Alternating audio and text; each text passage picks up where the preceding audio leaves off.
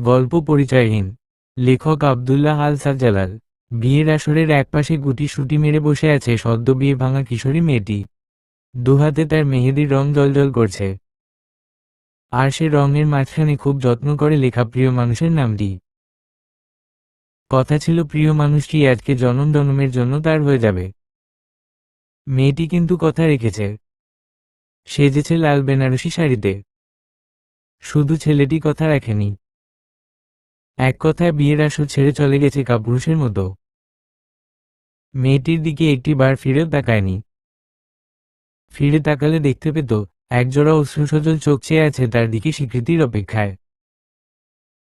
ছেলের বাবা অবশ্য স্পষ্ট জানিয়ে দিয়েছে তিনি কোনো জারজ সন্তানকে নিজের ছেলের বউ করবেন না। যেই মেয়ের জন্ম পরিচয় নেই সে জারজ ছাড়া আর কি। সকালে সবকিছু ঠিক ছিল, বিয়ের আনন্দে মেতে উঠেছিল সারা বাড়ি তথা সারা গ্রাম। গায়ে হলুদ মাখামাখি, রং খেলা, কত কিছু হয়েছে এ বাড়ির উঠানে। মুহূর্তের মধ্যে নিস্তব্ধ দ্বীপে পরিণত হয়েছে গোটা বাড়ি। বিয়ের আসরের একপাশে বসে নীরবে অশ্রু বিসর্জন দিচ্ছে বিদিশা। পাশেই আছে তার বাবা মা, দাদি। এত বছর ধরে এই মানুষগুলোকেই সে নিজের পরম আপনজন জেনে এসেছে। এক লহমায় আজ সবকিছু মিথ্যা হয়ে গিয়েছে। বিদিশার বাবা সাজেদুর রহমান মাথায় হাত দিয়ে বসে আছেন।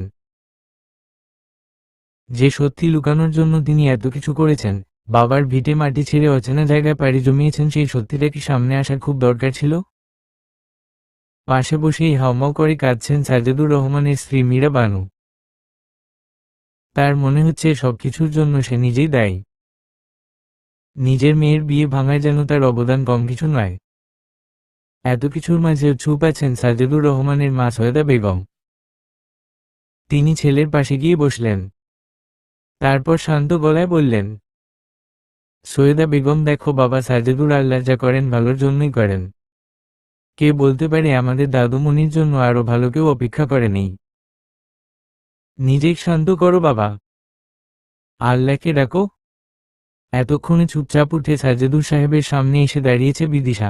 হাতের উল্টো পিঠে চোখের পানি মুছে নিয়ে কান্না ভেজা কণ্ঠে বলতে শুরু করল, বিদিশা, ও বাবা, বলো না, আমি সত্যি তোমার নিজের মেয়ে না? তুমি আমার বাবা না? মা আমার মা না?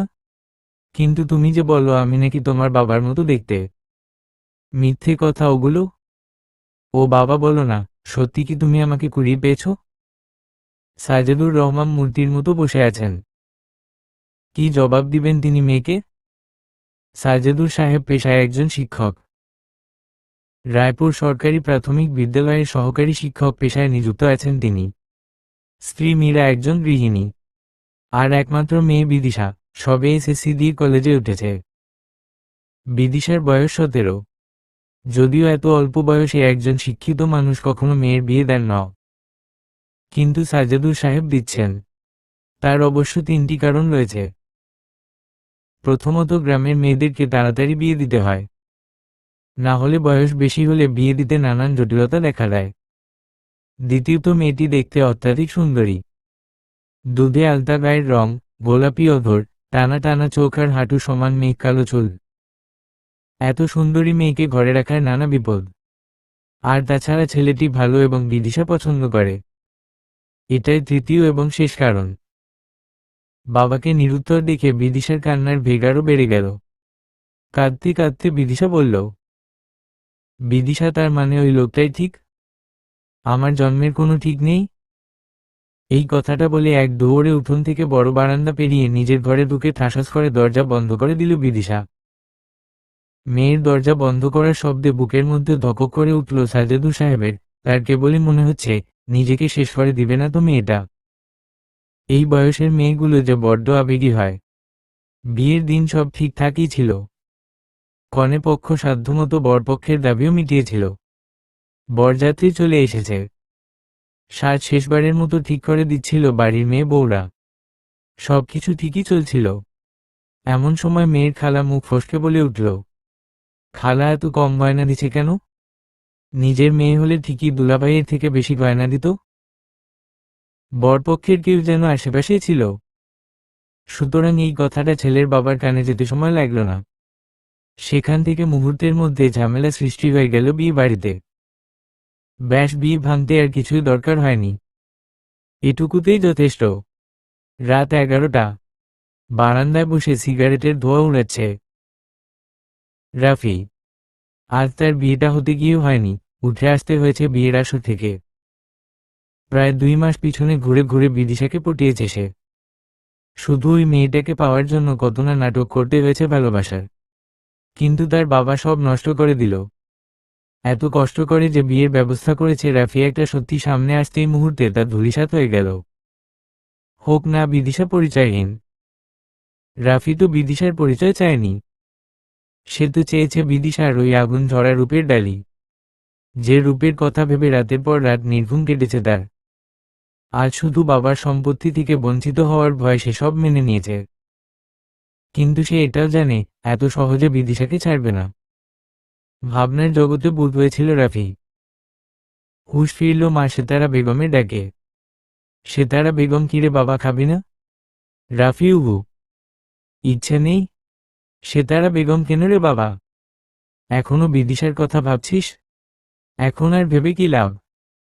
তোর বাবা যখন মাস্টার মশাইকে অপমান করেছিল তুই তো তখন কিছুই বলিসনি, বরং কাপুরুষের মতো বাবার পিছনে পিছনে বিয়ের আশা থেকে উঠে এসেছিস। রাফিয়া, হহ জ্ঞান দিও না তো মা। কেন উঠে এসেছি তুমি তার কি বুঝবা? মেয়ে মানুষ মেয়ে মানুষের মতো থাকো। ব্যাটা ছেলের ব্যাপারে কথা বলবে না?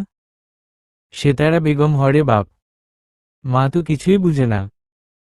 তবে এটুকু বুঝতে পারছি, ওই মেয়ের কপাল ভালো, তোর সাথে বিয়ে হয় নাই। যে ছেলে মারে সম্মান দেয় না সেই ছেলে বউরে কি সম্মান দিব? ঝাঁঝালো কণ্ঠে আরো কিছু বলতে বলতে চলে গেলেন রাফির মা সেতারা বেগম। বিয়ে ভেঙেছে আজ কয়েকদিন হয়েছে, তবুও সাজেদুর সাহেবের পরিবারের জীবনযাপন স্বাভাবিক হয়নি, অবশ্য গ্রামের মানুষ হতে দেয়নি। সেটা তো আপনারা ভালো করেই জানেন বাংলাদেশের মানুষ সম্পর্কে, সুতরাং আমি আর কিছু বলবো না। বাড়ি বাড়ি আলোচনায় যেন মুখ্য বিষয় হয়ে দাঁড়িয়েছে এই গল্প। অবশ্য গায়ের কোনো মেয়ের বিয়ে ভাঙা চারটাখানি কথা নয়।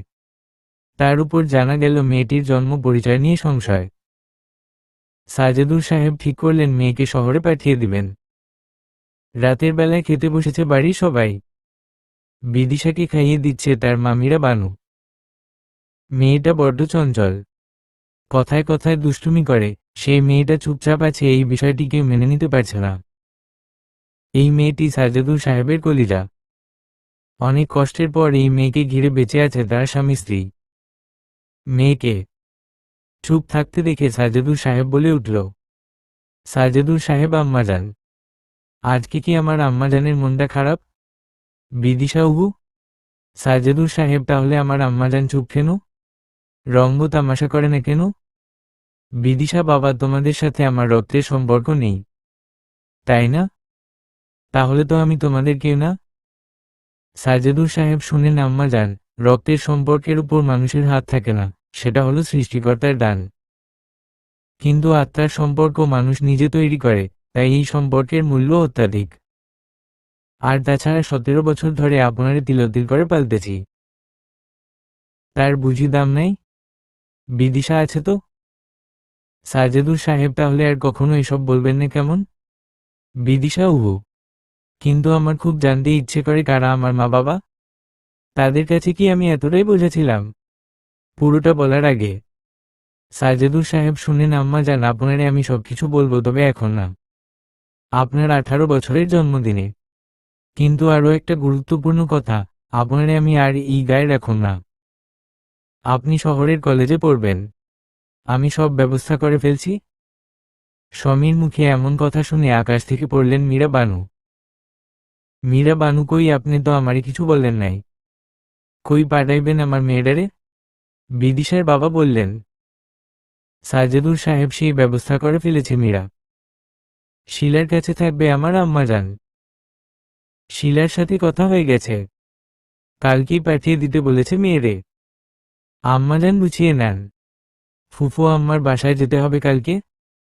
এই ফুফু আম্মা নামক মানুষটাকে হাতে গোনা 4-5 বার দেখেছে বিদিশা, তাও যখন তাদের বাড়ি এসেছে তখন। ফুফু আম্মার একটা মেয়ে আছে, বিদিশার 2 বছরের ছোট। ফুফু আম্মা যখনই এসেছে তাকে সাথে নিয়ে এসেছে। মেয়েটির নাম জয়া। তার সাথে বেশ সখ্যতা গড়ে উঠেছে বিদিশার। শুনেছে ফুফু আম্মার একটা ছেলে আছে। জুবাইর আহমেদ। আমার কলিজা পিচ্ছি ভাইয়ার নামটাই ইউজ করলাম। ভার্সিটিতে পড়ে। ছোটবেলায় দুই একবার দেখলেও বড় হয়ে আর দেখা হয়নি তাকে। এখন বিদিশা বুঝতে পারল কেন বাবা তাকে কোনো আত্মীয় স্বজনদের সাথে মিশতে দিত না। আসলে ভয় পেত যদি বিদিশা তার অতীত সম্পর্কে জেনে যায়। কিন্তু বাবা যে জানে না সত্যি কখনো চাপা থাকে না। একটা সময় না একটা সময় প্রকাশ পাবেই। দীর্ঘশ্বাস ছাড়ে বিদিশা। কালকে থেকে তার জীবন বদলাতে চলেছে।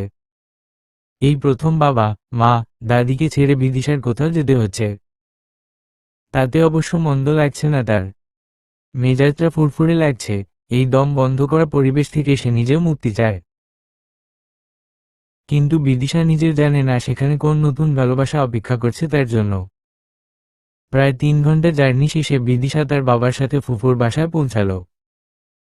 ফুফুর বাসায় পা দিয়েই বিদিশার মনে হলো এই যেন রাজপ্রাসাদ।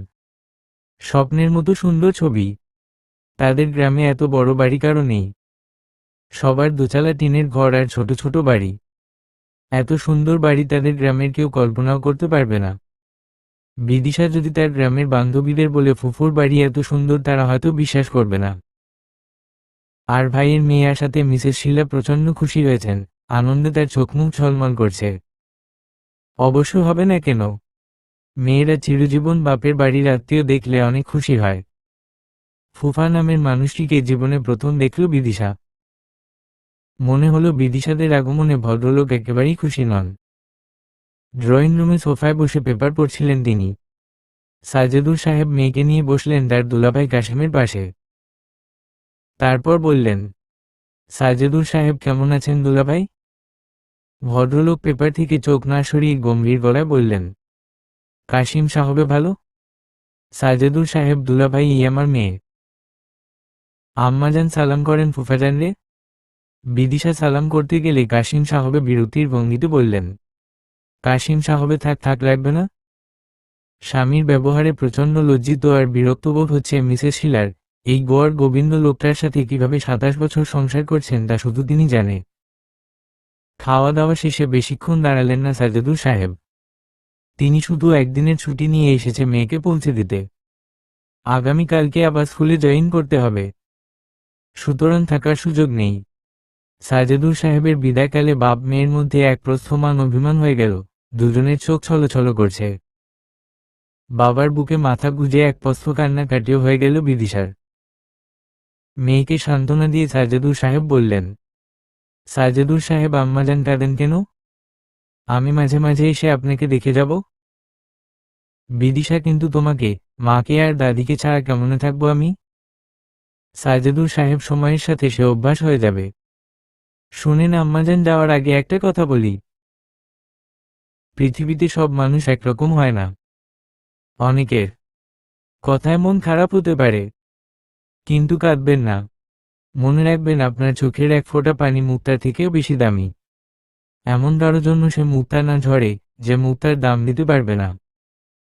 আর ফুফু আম্মার হাতে হাতে কাজ করবেন। কেউ যেন আমার মেয়েরে বোঝা মনে না করে।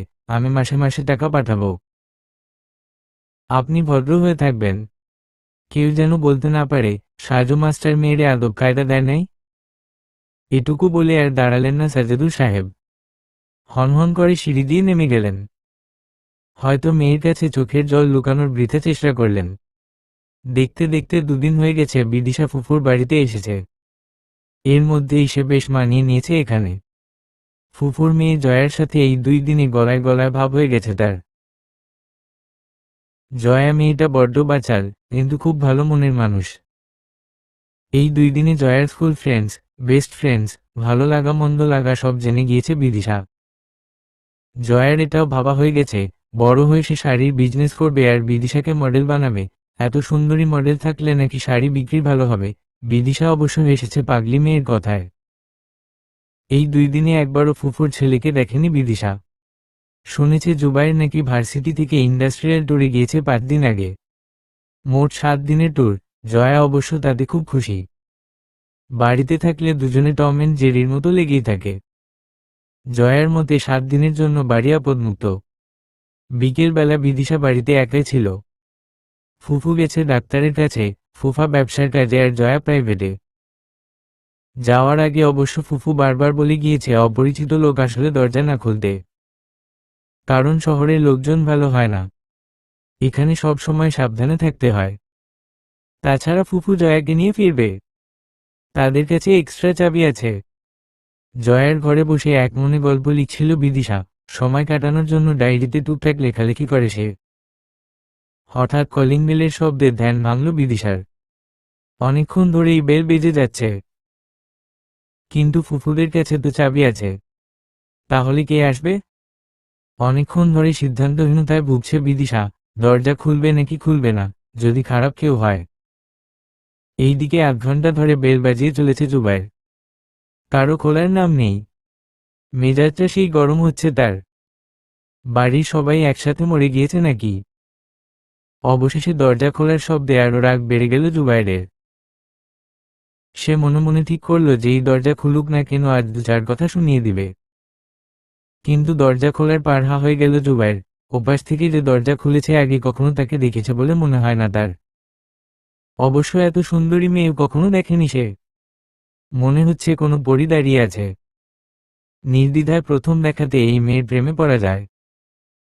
তার মায়াবী চাহনিতে যে কোনো ছেলেকে খুব সহজে ঘায়েল করা আবশ্যক। আশেপাশে একবার ভালোভাবে দেখে নিল জুবাইর। ভুল বাড়িতে সে আসেনি। তবে এদিকে দরজা খুলে খুব গম্ভীর গলায় বিদিশা জিজ্ঞেস করল, বিদিশা কাকে চাই? জুবাইর সরেন ভিতরে যাব। বিদিশা ভিতরে যাব বললেই তো ভিতরে যাওয়া যায় না। আগে বলেন কাকে চাই? জুবাইর এটা জুবাইরদের বাসা না? বিদিশা হ্যাঁ, কিন্তু সে বাসায় নেই। কালকে আসবেন। এখন যান। জুবাইর আমি ভিতরে যাব। বিদিশা বলছি তো যাওয়া যাবে না। জুবাইর আপনি কি ভিতরে না যেতে দেওয়ার? বিদিশা আমি এই বাড়ির বউ, কোনো সমস্যা? জুবাইর কার বউ শুনি? বিদিশা জুবাইরের। আর কিছু বলবেন? এইবার জুবাইরের মাথা ঘুরছে। ভূত পেতনির আছর হয়নি তো এই বাড়িতে? এই মেয়েকে সে প্রথম দেখছে, আর বলি কিনা তার বউ। এরপর জুবাইর একটু রাগী গলায় বলল, জুবাইর হোয়াট ননসেন্স, এই মেয়ে তুমি? জুবাইরকে চিনো? বিদিশা চিনব না কেন? নিজের স্বামীকে কেউ না চিনে? জুবাইর কুছু চিনো? আমি জুবাইর? বিদিশা এই কথাটা শুনে পুরোই অবাক। কার সামনে কি বলে ফেলেছে? কিন্তু বিদিশা এখনো বুঝতে পারছে না এই ছেলেটা জুবাইর ভাই কিনা। কারণ ফুফু আম্মা বলেছে জুবাইর আগামীকালকে আসবে। তাছাড়া ছেলেটাকে সুবিধা মনে হচ্ছে না বিদিশার। ছেঁড়া প্যান্ট, রং ছটা গেঞ্জি। বড়লোক ছেলেরা কি এমন পোশাক পরে? একটু নড়েচড়ে বিদিশা আবার বলল, বিদিশা আপনি যে জুবাইর ভাইয়া তার কি প্রমাণ আছে? এইবার মেজাজটা আরো খারাপ হয়ে গেল জুবাইরের। সে চেঁচিয়ে বলল, জুবাইর নিজের বাড়িতে ঢুকতে এবার কি আমাকে ডিএনএ টেস্টের রিপোর্ট দেখাতে হবে নাকি? এই মেয়ে তুমি কে? এরই মাঝে মিসেস শীলা মেয়েকে নিয়ে চলে এসেছেন। ছেলেকে দরজার সামনে এভাবে দাঁড়িয়ে থাকতে দেখে তিনি বললেন, মিসেস শীলা কি রে বাবু, তুই বাড়িতে? তোর না কালকে আসার কথা ছিল? জুবাইর রেগে গিয়ে উত্তর দিল, জুবাইর আজ এসে কি খুব অসুবিধা করে ফেলেছি তোমাদের? করলে বলে দাও, চলে যাচ্ছি। মিসেস শীলা বললেন। মিসেস শীলা তা কেন করবি? কিন্তু তুই বাহিরে দাঁড়িয়ে আছিস কেন ভিতরে না ঢুকে? এবার জুবাইর বিড়বিড় করে বলল, ঢুকতে দিলেই তো ঢুকব। এরপর মিসেস শীলা বলে উঠল, মিসেস শীলা কি রে দিশা মা, ওকে ঢুকতে দিসনি? বিদিশা আসলে ফুফু আম্মা, আমি বুঝতে পারিনি উনি জুবাইর ভাইয়া। ছেঁড়া জিন্স স্টাইল দেখে ভাবছিলাম কোনো বখাটে ছেলে। এই পর্যায়ে খিলখিল করে হেসে উঠল জয়া। তারপর বলল, জয়া বিদিশা আপু ভালো বলছো। Love you. কিরে ভাইয়া, তোর লেটেস্ট ট্রেন্ড রাজপথের ধুলায়। খুব। তো ভাব নিতিস। হি হি হি হি। এইবার জুবাইর চরম রেগে গিয়ে উত্তর দিল, জুবাইর, এই গাইয়াটাকে কোথায় থেকে এনেছ মা? নতুন কাজের লোক নাকি? মিসেস শীলা ছিহ বাবু, না জানি কেউ এভাবে কথা বলে। কাজের মেয়ে হবে কেন? ও বিদিশা, তোর মামার মেয়ে। জুবাইরও হহ, মামার সেই কুড়ি পাওয়া মেয়ে। শেষ কথাটা তীরের মতো বাঁধল বিদিশার বুকে। দুহাত দিয়ে মুখ ঢেকে ফুপাতে ফুপাতে পা বাড়ালো ঘরের দিকে। ছেলের উপর খেপে গেলেন মিসেস শীলা। মিসেস শীলা বাবু, কথা বার্তা হুঁশ করে বলবি তো। মেয়েটা কিসের মধ্যে দিয়ে যাচ্ছে জানিস না তুই? এই কথা সাজুর কানে গেলে কি হবে জানিস? যদিও সাজেদুর সাহেব তার বোনের থেকে 1.5 বছরের ছোট, তবু ছোট থেকে নাম ধরে ডাকেন বোনকে। পিঠোপিঠি বলে বোঝাপড়াটা বেশি। তাই মিসেস শীলা ভালো করেই জানেন তার ভাইয়ের রাগের ব্যাপারে। তাছাড়া এই মেয়ে সাজেদুর সাহেবের কলিজা। এই মেয়ের কষ্ট কিছুতেই মানবে না মেয়ের বাপ। দীর্ঘশ্বাস ছাড়লেন মিসেস শীলা। সেদিনের পর থেকে একটি বারের জন্য জুবাইরের সামনে যায়নি বিদিশা। নিজেকে যথাসম্ভব আড়াল করে রেখেছে। এদিকে জুবাইরের মন কেবলই ছটফট করছে। একবার মেয়েটার দেখা পেতে ইচ্ছে করছে। কেন করছে, দেখা হলে কি বলবে সেসব কিছুই জানে না। তবুও মন চাচ্ছে মেয়েটা একবার সামনে আসুক। শুক্রবার দিন সকালে মিসেস শীলা রুটি বানাচ্ছিলেন। বিদিশা হাতে হাতে সাহায্য করে দিচ্ছিলেন তাকে। এর মাঝে জুবাইর কফির জন্য 3 বার চেঁচিয়েছে। মিসেস শীলার হাতে আটা লেগে থাকায় অগত্যা বিদিশাকে যেতে হলো কফি নিয়ে। কফি রেখে বিদিশা চলে আসতে লাগলো, ঠিক তখনই জুবাইর বলল, জুবাইর, এই মেয়ে শোনো। বিদিশা, জি বলেন। জুবাইর, তুমি আমার সেদিনের কথায় রাগ করছো?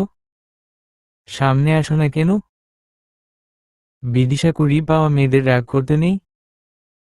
জুবাইর, বাব্বা, এই দেখি এখনো রাগে ফুলছে। এটুকু মেয়ে, নাক টিপ দিলে দুধ বের হবে। এত রাগ আসে কোথায় থেকে? বিদিশা, আমি মোটেও এটুকু মেয়ে না। আপনি কি জানেন, সব ঠিক থাকলে এতদিনে আমার স্বামীর ঘর করার কথা ছিল। জুবাইর, তাই নাকি? তা তোমার বয়স কত শুনি?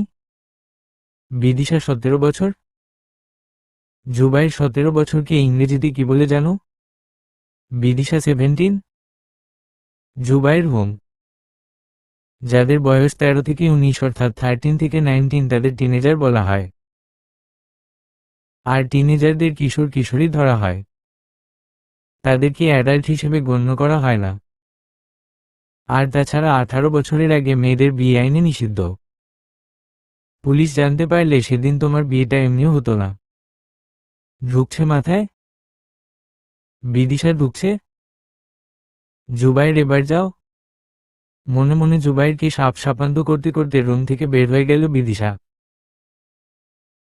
ফুফুর এই ছেলেটাকে তার একদম ভালো লাগে না। কেমন হামবড়া ভাব। একটা মহিলা একটা বাচ্চাকে নিয়ে প্রাণপণ দৌড়াচ্ছে, আর একটা লোক হাতে ছুরি নিয়ে তাদেরকে তাড়া করছে। মহিলাটা যত জোরে দৌড়াচ্ছে ঠিক ততটাই জোরে দৌড়াচ্ছে লোকটা। মহিলা হাঁপিয়ে উঠেছে। এক সময় লোকটা অনেক কাছে চলে আসলো। মহিলার কোল থেকে যেই না বাচ্চাটাকে কেড়ে নিতে যাবে, ঠিক সেই সময় বিদিশার ঘুম ভেঙে গেল। তার মানে বিদিশা স্বপ্নে দেখেছিল এতক্ষণ। ঘামে বিদিশার সারা শরীর ভিজে গেছে। বিছানা থেকে উঠে পানি খেতে গিয়ে দেখে জগে পানি নেই। বিদিশার ভয় করছে অন্ধকারে একা ডাইনি নিয়ে যেতে। কিন্তু পাশেই জয়া এত আরাম করে ঘুমাচ্ছে, ওকে আর ডাকল না। একা একা পা বাড়ালো ডাইনিংয়ের দিকে। ডাইনিংয়ে গিয়ে পানি খেয়ে চলে আসার সময় বিদিশা খেয়াল করলো জুবাইরের ঘরে আলো জ্বলছে আর সেই রুম থেকে কাশির শব্দ আসে। জুবাইরের ঘরের দিকে এগিয়ে গেল বিদিশা। গিয়ে দেখল জুবাইর বিছানায় শুয়ে শুয়ে কাশি দিচ্ছে। কিছু না ভেবেই জুবাইরের রুমে ঢুকে গেল বিদিশা। ভিতরে গিয়ে বলল, বিদিশা, শোনেন, কি হয়েছে আপনার?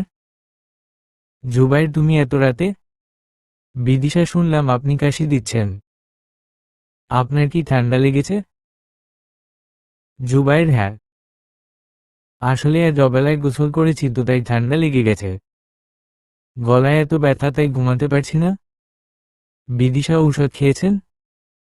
জুবাইর হুমম, কিন্তু কাজে দিচ্ছে না। বিদিশা দাঁড়ান আমি ঔষধি চা বানিয়ে আনি। এই কথা বলে রান্নাঘরে গিয়ে চুলায় চা বসালো বিদিশা। পাতিলে পানি নিয়ে গ্যাসের চুলায় দিল। পানি ফুটে এলে ওর মধ্যে একে একে কালিজিরা, আদা, লেবু, এলাচি, দারুচিনি, লং দিয়ে চা বানিয়ে নিল সে। রান্নাঘর থেকে জুবাইরের রুমে গিয়ে চাটা বাড়িয়ে দিল জুবাইরের দিকে। বিদিশা এই নিন চাটা খান, দেখবেন আরাম পাবেন। জুবাইর কি দিয়েছ এতে? বিদিশা কালিজিরার চা এটা। আমার মা আমাদের কারো গলা ব্যথা হলে বানিয়ে দিত। জুবাইর ইসোস, চায়ের মধ্যে কেউ কালিজিরা দেয়? বিদিশা দিবে না কেন? আপনি কি নিজেকে বিশাল জ্ঞানী মনে করেন? আপনি কি জানেন নবী করিম সাহ বলেছেন কালিজিরা মৃত্যু ব্যতীত সব রোগের ঔষধ? জুবাইর হয়েছে হয়েছে আর আমাকে জ্ঞান দিতে হবে, আমি না খেয়ে নিচ্ছি।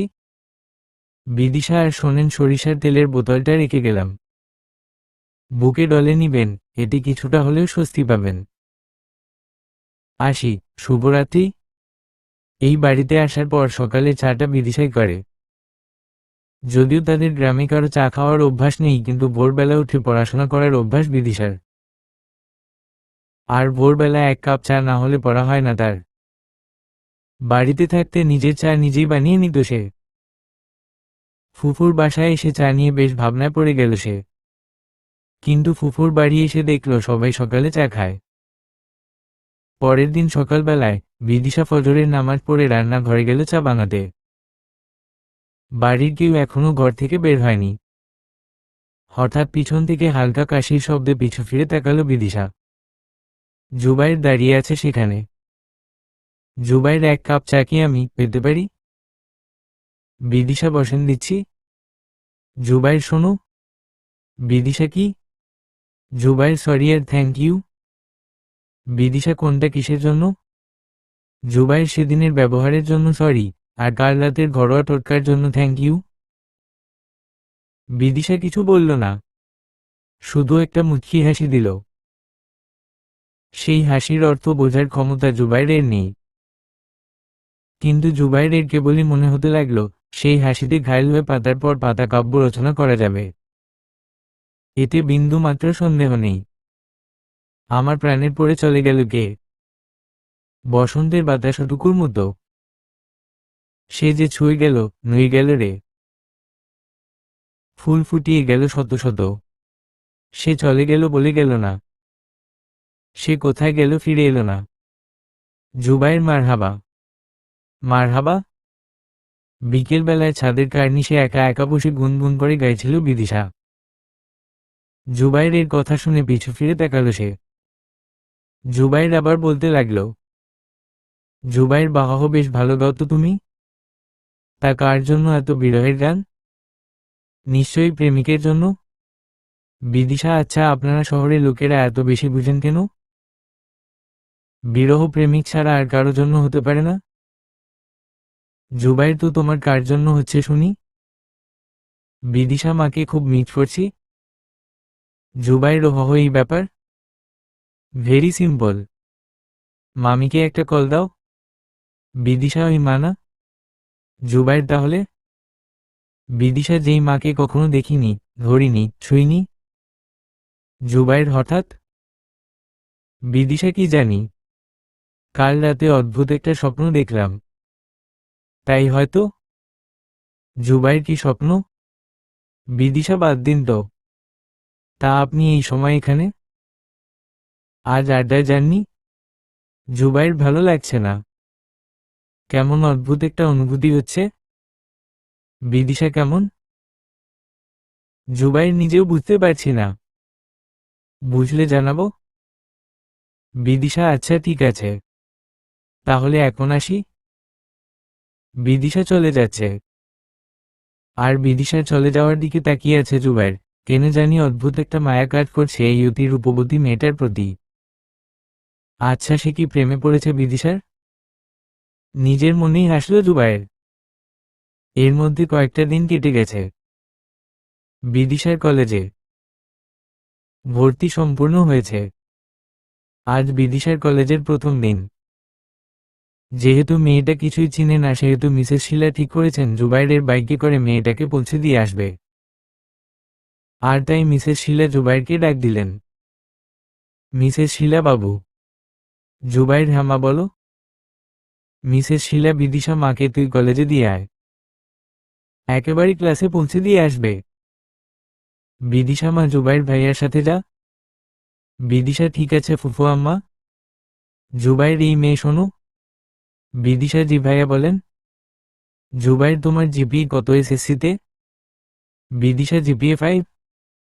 জুবাইর, গুড। তোমাকে 5টা প্রশ্ন করব, যদি উত্তর দিতে পারো তবেই তোমাকে আমি নিয়ে যাব, না পারলে নিয়ে যেতে পারবো না। বিদিশা বলেন। জুবাইর, কোরআন শরীফের ছোট বড় মিলিয়ে সর্বমোট কয়টি সূরা রয়েছে? বিদিশা, 114টি সূরা। জুবাইর, সবচেয়ে বড় সূরার নাম কি এবং আয়াত সংখ্যা কয়টি? বিদিশা, সূরা বাকারা, আয়াত 286টি। জুবাইর, আলোর বেগ কত? বিদিশা, 30 কোটি মিটার পার সেকেন্ড। জুবাইর, এইবার বলো রক্তের পিএইচ কত? বিদিশা, 7.4। জুবাইর, সালফিউরিক অ্যাসিডের ভর কত? বিদিশা, 98। জুবাইর, গুড। আমি নিচে যাচ্ছি, তুমি আসো। জুবাইর বাইক চালাতে লাগলো আর বিদিশা পিছনে বসে রইল। অদ্ভুত এক অনুভূতি কাজ করছে বিদিশার, জীবনে প্রথম বাইকে বসেছে সে। খুব ভালো লাগছে তার, সেই সাথে একটু ভয়। জুবাইরের ঘাড়ে হাত দিয়ে বসেছে সে। যদিও হালকা সংকোচ বোধ হচ্ছে, তবুও ব্যাপারটা মন্দ নয়। বিদিশাকে ক্লাসে নামিয়ে দিয়ে চলে যাচ্ছিল জুবাইর। হঠাৎ কি মনে করে ফিরে এলো আর বলল, জুবাইর, এই মেয়ে শোনো। বিদিশাজি। জুবাইর, ক্লাসে একদম নিকাব খুলবে না, কথাটা মনে থাকে যেন। বিদিশা, আচ্ছা ঠিক আছে, কিন্তু কেন? জুবাইর, তুমি অত্যন্ত রূপবতী, আমি চাই না অন্য কেউ তোমার সেই রূপ দেখুক। বিদিশা ক্লাসের ভিতরে গিয়ে দেখল কয়েকটা ছেলে মেয়ে আগে থেকে বেঞ্চে বসে আছে, কিন্তু কারো পোশাক তার মতো নয়, বরং যথেষ্ট আধুনিক। বিদিশা প্রথম বেঞ্চে বসতে যাচ্ছিল, কিন্তু পিছন থেকে এক মেয়ে হাত ইশারা করে ডাকল বিদিশাকে। বিদিশা, আমাকে ডেকেছ? মেয়েটা, হুম, বসো আমার পাশে। তোমার নাম কি? বিদিশা, আমার নাম বিদিশা। তোমার নাম কি? মেয়েটা, তিথি। আচ্ছা শোনো, তোমাকে যে ছেলেটা নামিয়ে দিয়ে গেল সে কে গো? তোমার বয়ফ্রেন্ড? বিদিশা, না না, বন্ধু হবে কেন? উনি আমার বড়। তিথি, আরে তুমি দেখি বয়ফ্রেন্ড মানে বুঝো না। আমি জানতে চাচ্ছি উনি কি তোমার প্রেমিক? বিদিশা, উহু, ফুফাতো ভাই। কেন? তিথি, বেশ হ্যান্ডসাম দেখতে। কি করে? বিদিশা, ভার্সিটিতে পড়ে। তিথি, উনার কি প্রেমিকা আছে?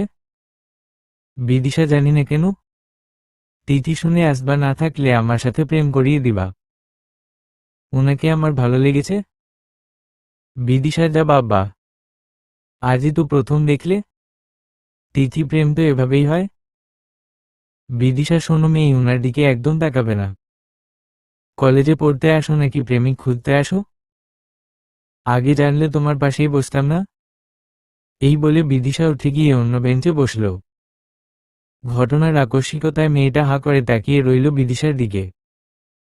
অবশ্য বিদিশা নিজেও জানে না তার এত রাগ হচ্ছে কেন মেয়েটার উপর। সে এ নিয়ে বা কেন করল?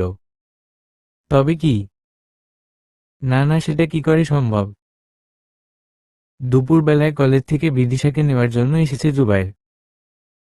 যদিও এই টাইমে তার আরও একটা ক্লাস ছিল, তবুও সে জানে না কিসের টানে ক্লাস ফেলে এখানে সে এসেছে।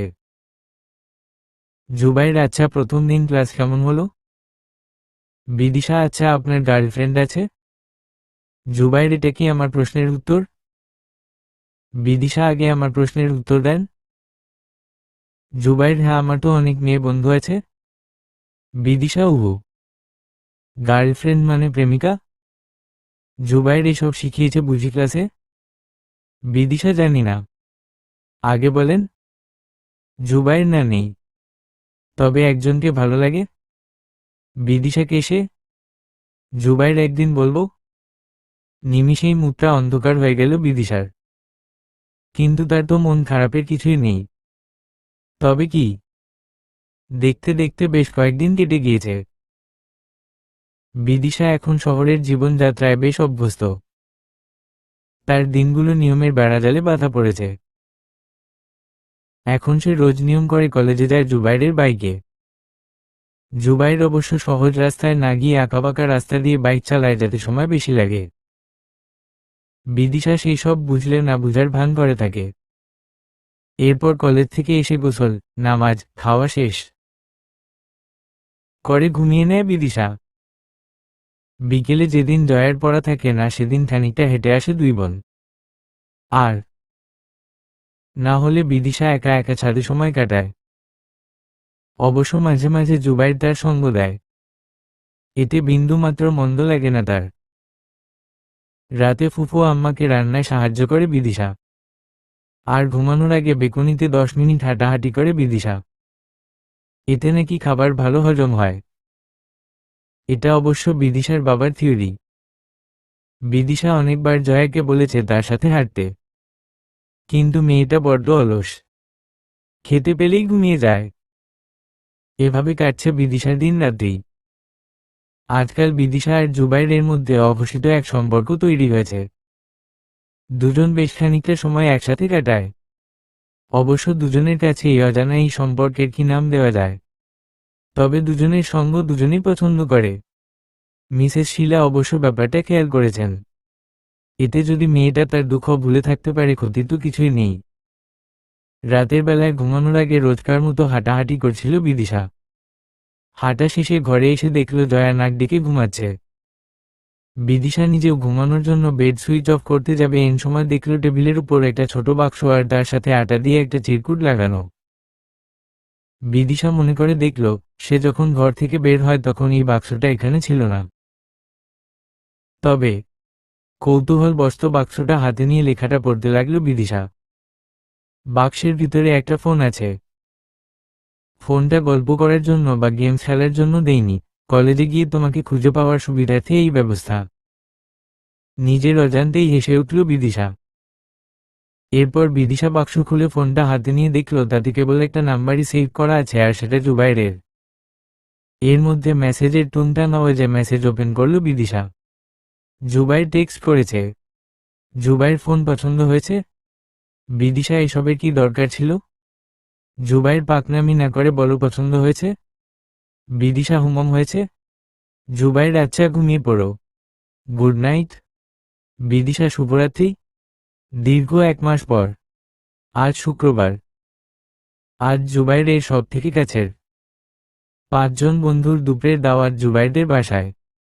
এর মধ্যে 4 জন ছেলে বন্ধু আর 1 জন মেয়ে বন্ধু। মেয়ে বন্ধুর নাম প্রীতি। প্রীতি আজকালকার মেয়েদের থেকে অত্যাধুনিক। জিন্স আর টপস পরে আর কথায় কথায় ইংরেজি বলে। জুবাইরের যদিও ইচ্ছে ছিল না ওকে দাওয়াত দিতে, কিন্তু মেয়েটা ভীষণ জেদি আর না ছোড়বান্দা। জুবাইরকে ভীষণ পছন্দ করে সে। জুবাইরকে প্রেমিক রূপে কল্পনা করে সে। বেশ কয়েকবার প্রপোজ করলে জুবাইর স্পষ্ট জানিয়ে দিয়েছে এই ধরনের মেয়েদের পছন্দ করে না সে। এভাবেই তাদের দিন চলতে থাকে। আজ অবশ্য প্রীতি শাড়ি পরে এসেছে। জুবাইরের কাছে কেমন লাগছে জানতে চাওয়াতে জুবাইর স্পষ্ট জানিয়ে দিয়েছে খাম্বার মতো দেখাচ্ছে তাকে। তাতে অবশ্য বিন্দু মাত্র লজ্জা হয়নি এই মেয়ের। জুবাইরের মা শুক্রবার সারাদিনই ইবাদাতে মশগুল থাকেন, তাই রান্নার পুরো দায়িত্ব পড়েছে বিদিশা আর জয়ার উপর। যদিও সব কাজ বিদিশা করছে, কারণ জয়া কাজের কাজ কিছুই পারে না। মেয়েটা বড্ড ছেলে মানুষ। কাজের ফাঁকে অবশ্য টুকটাক গল্প চলছে। জয়ার মুখ বন্ধ নেই। জয়া, এই দিশা আপু, তুমি এত রান্না শিখলে কিভাবে? বিদিশা, মা শিখিয়েছে। জয়া, ঈশ্বর, আমি যদি পারতাম। বিদিশা, শিখিয়ে দিব আমি তোকে। জয়া, আচ্ছা। আর শোনো, চুল কিভাবে এত বড় করে সেটা শিখিয়ে দিবা? বিদিশা, আচ্ছা। জয়া, জানো ভাইয়ার যেই ফ্রেন্ডগুলো আছে না, তার মধ্যে একটা আছে তামিম ভাইয়া। এত ফাজিল, আমাকে মনে হয় পছন্দ করে জানো। বিদিশা, তুই কি করে বুঝলি? জয়া, আরে ওসব বুঝা কোনো ঘটনা নাকি? আমাকে দেখলেই কেমন করে দেখায়। আর তাছাড়া আমি একটা কিউট মেয়ে, পছন্দ তো করতেই পারে। বিদিশা, ওরে আমার পাকা বুড়ি রে, কানমলা খাবি নাকি কাজে মন দিবি? জয়া, আরে শোনো না, ভাইয়ের যে মেয়ে ফ্রেন্ড আসে না, প্রীতি আপু, কি যে ঢঙি, বিশ্বাস করবে না, ফটফট করে ইংরেজি বলে। বিদিশা, তোর ভাইয়া কি ওকে পছন্দ করে নাকি রে? জয়া, ভাইয়ের কথা জানি না, তবে ওই মেয়ে ফিদা। কিন্তু ভাইয়া যদি ওই মেয়েকে পছন্দ করে থাকে, তাহলে আমি কিন্তু ভাইয়ার সাথে কথা বলবো না। আর যাই হোক, ওই ঢঙিরে ভাবি ডাকতে পারবো না। বিদিশা, আচ্ছা হয়েছে, তুই কাজে মন দে। দুপুরবেলায় জুবাইর আর ওর বন্ধুরা ডাইনিং টেবিলে খাবার খেতে বসেছে। বিদিশা পরিবেশন করে দিচ্ছে। জয়া মাথা ব্যথার নাম করে আগেই পালিয়েছে। খাবারের মেনু পোলাও, রোস্ট, খাসির রেজালা, বেগুন ভাজি আর শেষ পাতে পাতা দই। বিদিশার রান্না অনেক সুন্দর, সবাই মজা করে খাচ্ছে। এর মধ্যে জুবাইরের বন্ধু সাব্বির বলে উঠল, সাব্বির, সব কি তুমি রান্না করছো বিদিশা? বিদিশা, জি আমি। সাব্বির, দারুণ হয়েছে। বিদিশার এত প্রশংসা দেখে প্রীতির শরীর রাগে জ্বলে যাচ্ছে। তাই বলে উঠল, প্রীতি, ঠিক বলেছি সাব্বির, ওদের মেয়ে বেশ ভালো রান্না করে। জুবাইর, মুখ সামলে কথা বলো প্রীতি, ও আমার মামার মেয়ে, মানে আমার মামাতো বোন। সাব্বির, আচ্ছা প্রীতি, তুই জীবনে এত সুন্দরী মেয়ে দেখেছিস? প্রীতি, শোন সাব্বির, কাক মুহুরের পলক লাগালেই ময়ূর হয়ে যায় না। তামিম, একদম ঠিক বলেছিস, যেমন শাড়ি পরে তোকে কাক লাগছে। তামিমের কথায় হাসির রোল পড়ে গেছে, সবাই হাসতে লাগলো। এদিকে প্রীতির শরীর রাগে জ্বলে যাচ্ছে। বড় এক ঢেকুর তুলে সাব্বির বলল, সাব্বির, আর কিছু আছে? বিদিশা, হ্যাঁ, ঘরে পাতা দই আছে, সাব্বির নিয়ে আসো ভাবি। কথাটা বলে সাব্বির জুবাইরের দিকে তাকিয়ে মুচকি হাসল। জুবাইর অবশ্য চুপ। বিদিশা লজ্জায় ওর ন্যায় মুখ রাখল, তারপর রান্নাঘরে চলে গেল। এবার যেন প্রীতির আরো সহ্য হচ্ছিল না। সে প্রীতিও উঠে বিদিশার পিছনে পিছনে রান্নাঘরে গেল। প্রীতি, এই মেয়ে শোনো। বিদিশা, কিছু বলবেন অপু? প্রীতি, জুবাইরের সাথে কি সম্পর্ক তোমার? বিদিশা, সেটা আপনার বন্ধুকে জিজ্ঞেস করেন। প্রীতি, বড্ড বেহায়া মেয়ে তো তুমি। কি ভেবেছ রূপ দেখিয়ে, শরীর দেখিয়ে জুবাইরকে বশ করবে? এত সস্তা না। জুবাইর শুধু পূর্তি করার জন্য তোমার সাথে মিশবে, কিন্তু ও আমাকে ভালোবাসে এবং আমাকেই বিয়ে করবে, তোমার মতো পরিচয়হীন মেয়েকে নয়। Got it? বিদিশা কিছু বলল না, শুধু চুপ করে তাকিয়ে রইল।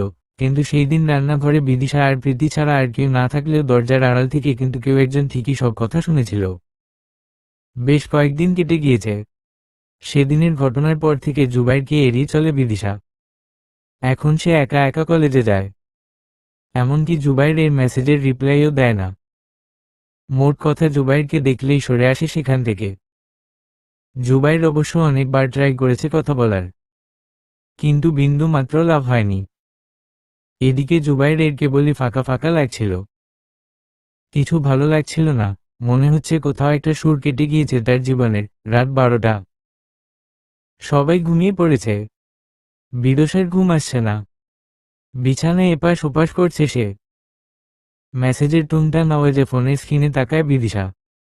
জুবাইর মেসেজ দিয়েছে, মেসেজে লেখা ছিল, জুবাইর, বিদিশা, একবার আমার ঘরে আসো।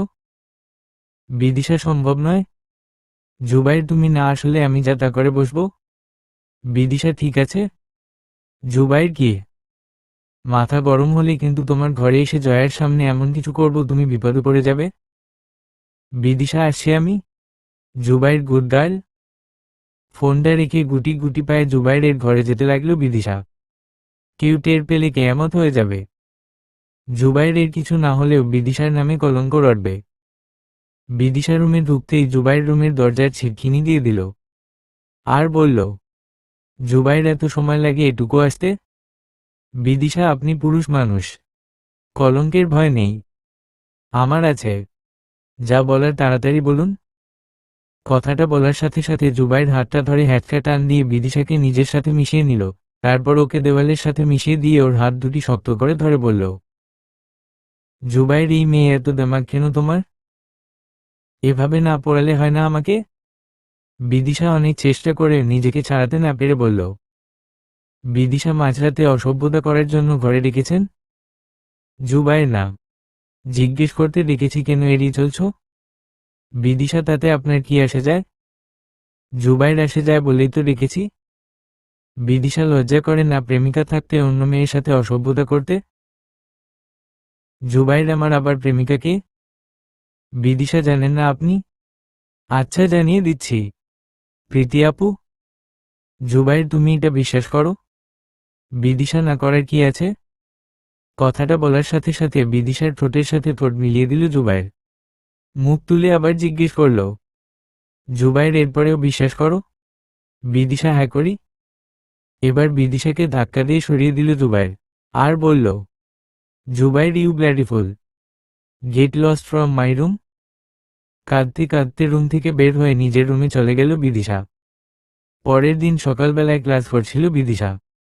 এরই মধ্যে একটা অচেনা নাম্বার থেকে 10 বার কল আসার পর শেষমেশ রিসিভ করে বিদিশা। ওপাশ থেকে কেউ একজন বলে উঠল, ওপাশ থেকে তুমি কি বিদিশা? বিদিশা জি। ওপাশ থেকে আমি তামিম বলছি। আমি তোমাকে একটা ঠিকানা দিচ্ছি, যত দ্রুত পারো চলে আসো। বিদিশা, কিন্তু কেন? তামিম, জুবাইরের অ্যাক্সিডেন্ট হয়েছে, অবস্থা বেশি ভালো না। কথাটা শোনার সাথে সাথে হাত পা বরফের মতো ঠান্ডা হয়ে গেল বিদিশার। অনবরত চোখ দিয়ে বৃষ্টির পানি পড়ছে। জুবাইরের জন্য প্রচণ্ড কান্না পাচ্ছে তার। আচ্ছা, ওর বেশি কিছু হয়নি তো? ও ভালো হয়ে যাবে তো? জুবাইর একবার ভালো হয়ে যাক আর খারাপ ব্যবহার করবে না সে, মনে মনে ভাবল বিদিশা। অটোতে উঠে আগে ড্রাইভারকে ঠিকানা দেখিয়ে দিয়েছিল বিদিশা, কারণ এখানকার কিছুই চিনে না সে। কিছুক্ষণ চলার পর অটো ড্রাইভার বলল, ড্রাইভার আপা, এসে গেছি। অটো ড্রাইভারের কথা শুনে বাইরে তাকায় বিদিশা, কিন্তু আশেপাশে হসপিটালের দেখা সে পায় না। তাই অটো ড্রাইভারকে জিজ্ঞেস করল, বিদিশা ভাই, এখানে হসপিটাল কোথায়? Driver, hospital? আপনি তো আমাকে রেস্টুরেন্টের ঠিকানা দিয়েছেন। তাছাড়া এখানে 2-3 কিলোমিটারের মধ্যে হসপিটাল খুঁজে পাবেন না। বাধ্য হয়ে অটো ছেড়ে দিয়ে তামিমের মোবাইলে ফোন দেয় বিদিশা। একবার কল হতেই রিসিভ করল। তামিম, হ্যালো। বিদিশা, তামিম ভাই, আমি বিদিশা। আপনার দেওয়া ঠিকানায় পৌঁছে গেছি, কিন্তু এখানে নাকি হসপিটাল নেই, এখন কি করব? তামিম, তুমি দাঁড়াও, আমি আসি। দীর্ঘ 2 মিনিট পর তামিম এসে নিয়ে যায় বিদিশাকে। বিদিশা নিজের চোখে বিশ্বাস করতে পারছে না। সে যেখানে ঢুকছে সেটা মোটেও হসপিটাল নয়, খুব বড় একটা রেস্টুরেন্ট এবং একদম ফাঁকা। তাছাড়া খুব সুন্দর করে সাজানো। কিছুটা ভয় ভয় বিদিশা বলে উঠল, বিদিশা, তামিম ভাইয়া এটা কোথায় নিয়ে এলেন? আমি জুবাইর ভাইয়ের কাছে যাব। তামিম, যাবে তো? তামিম জোরে একটা শীষ বাজিয়ে কাউকে ইশারা করে ডাকল।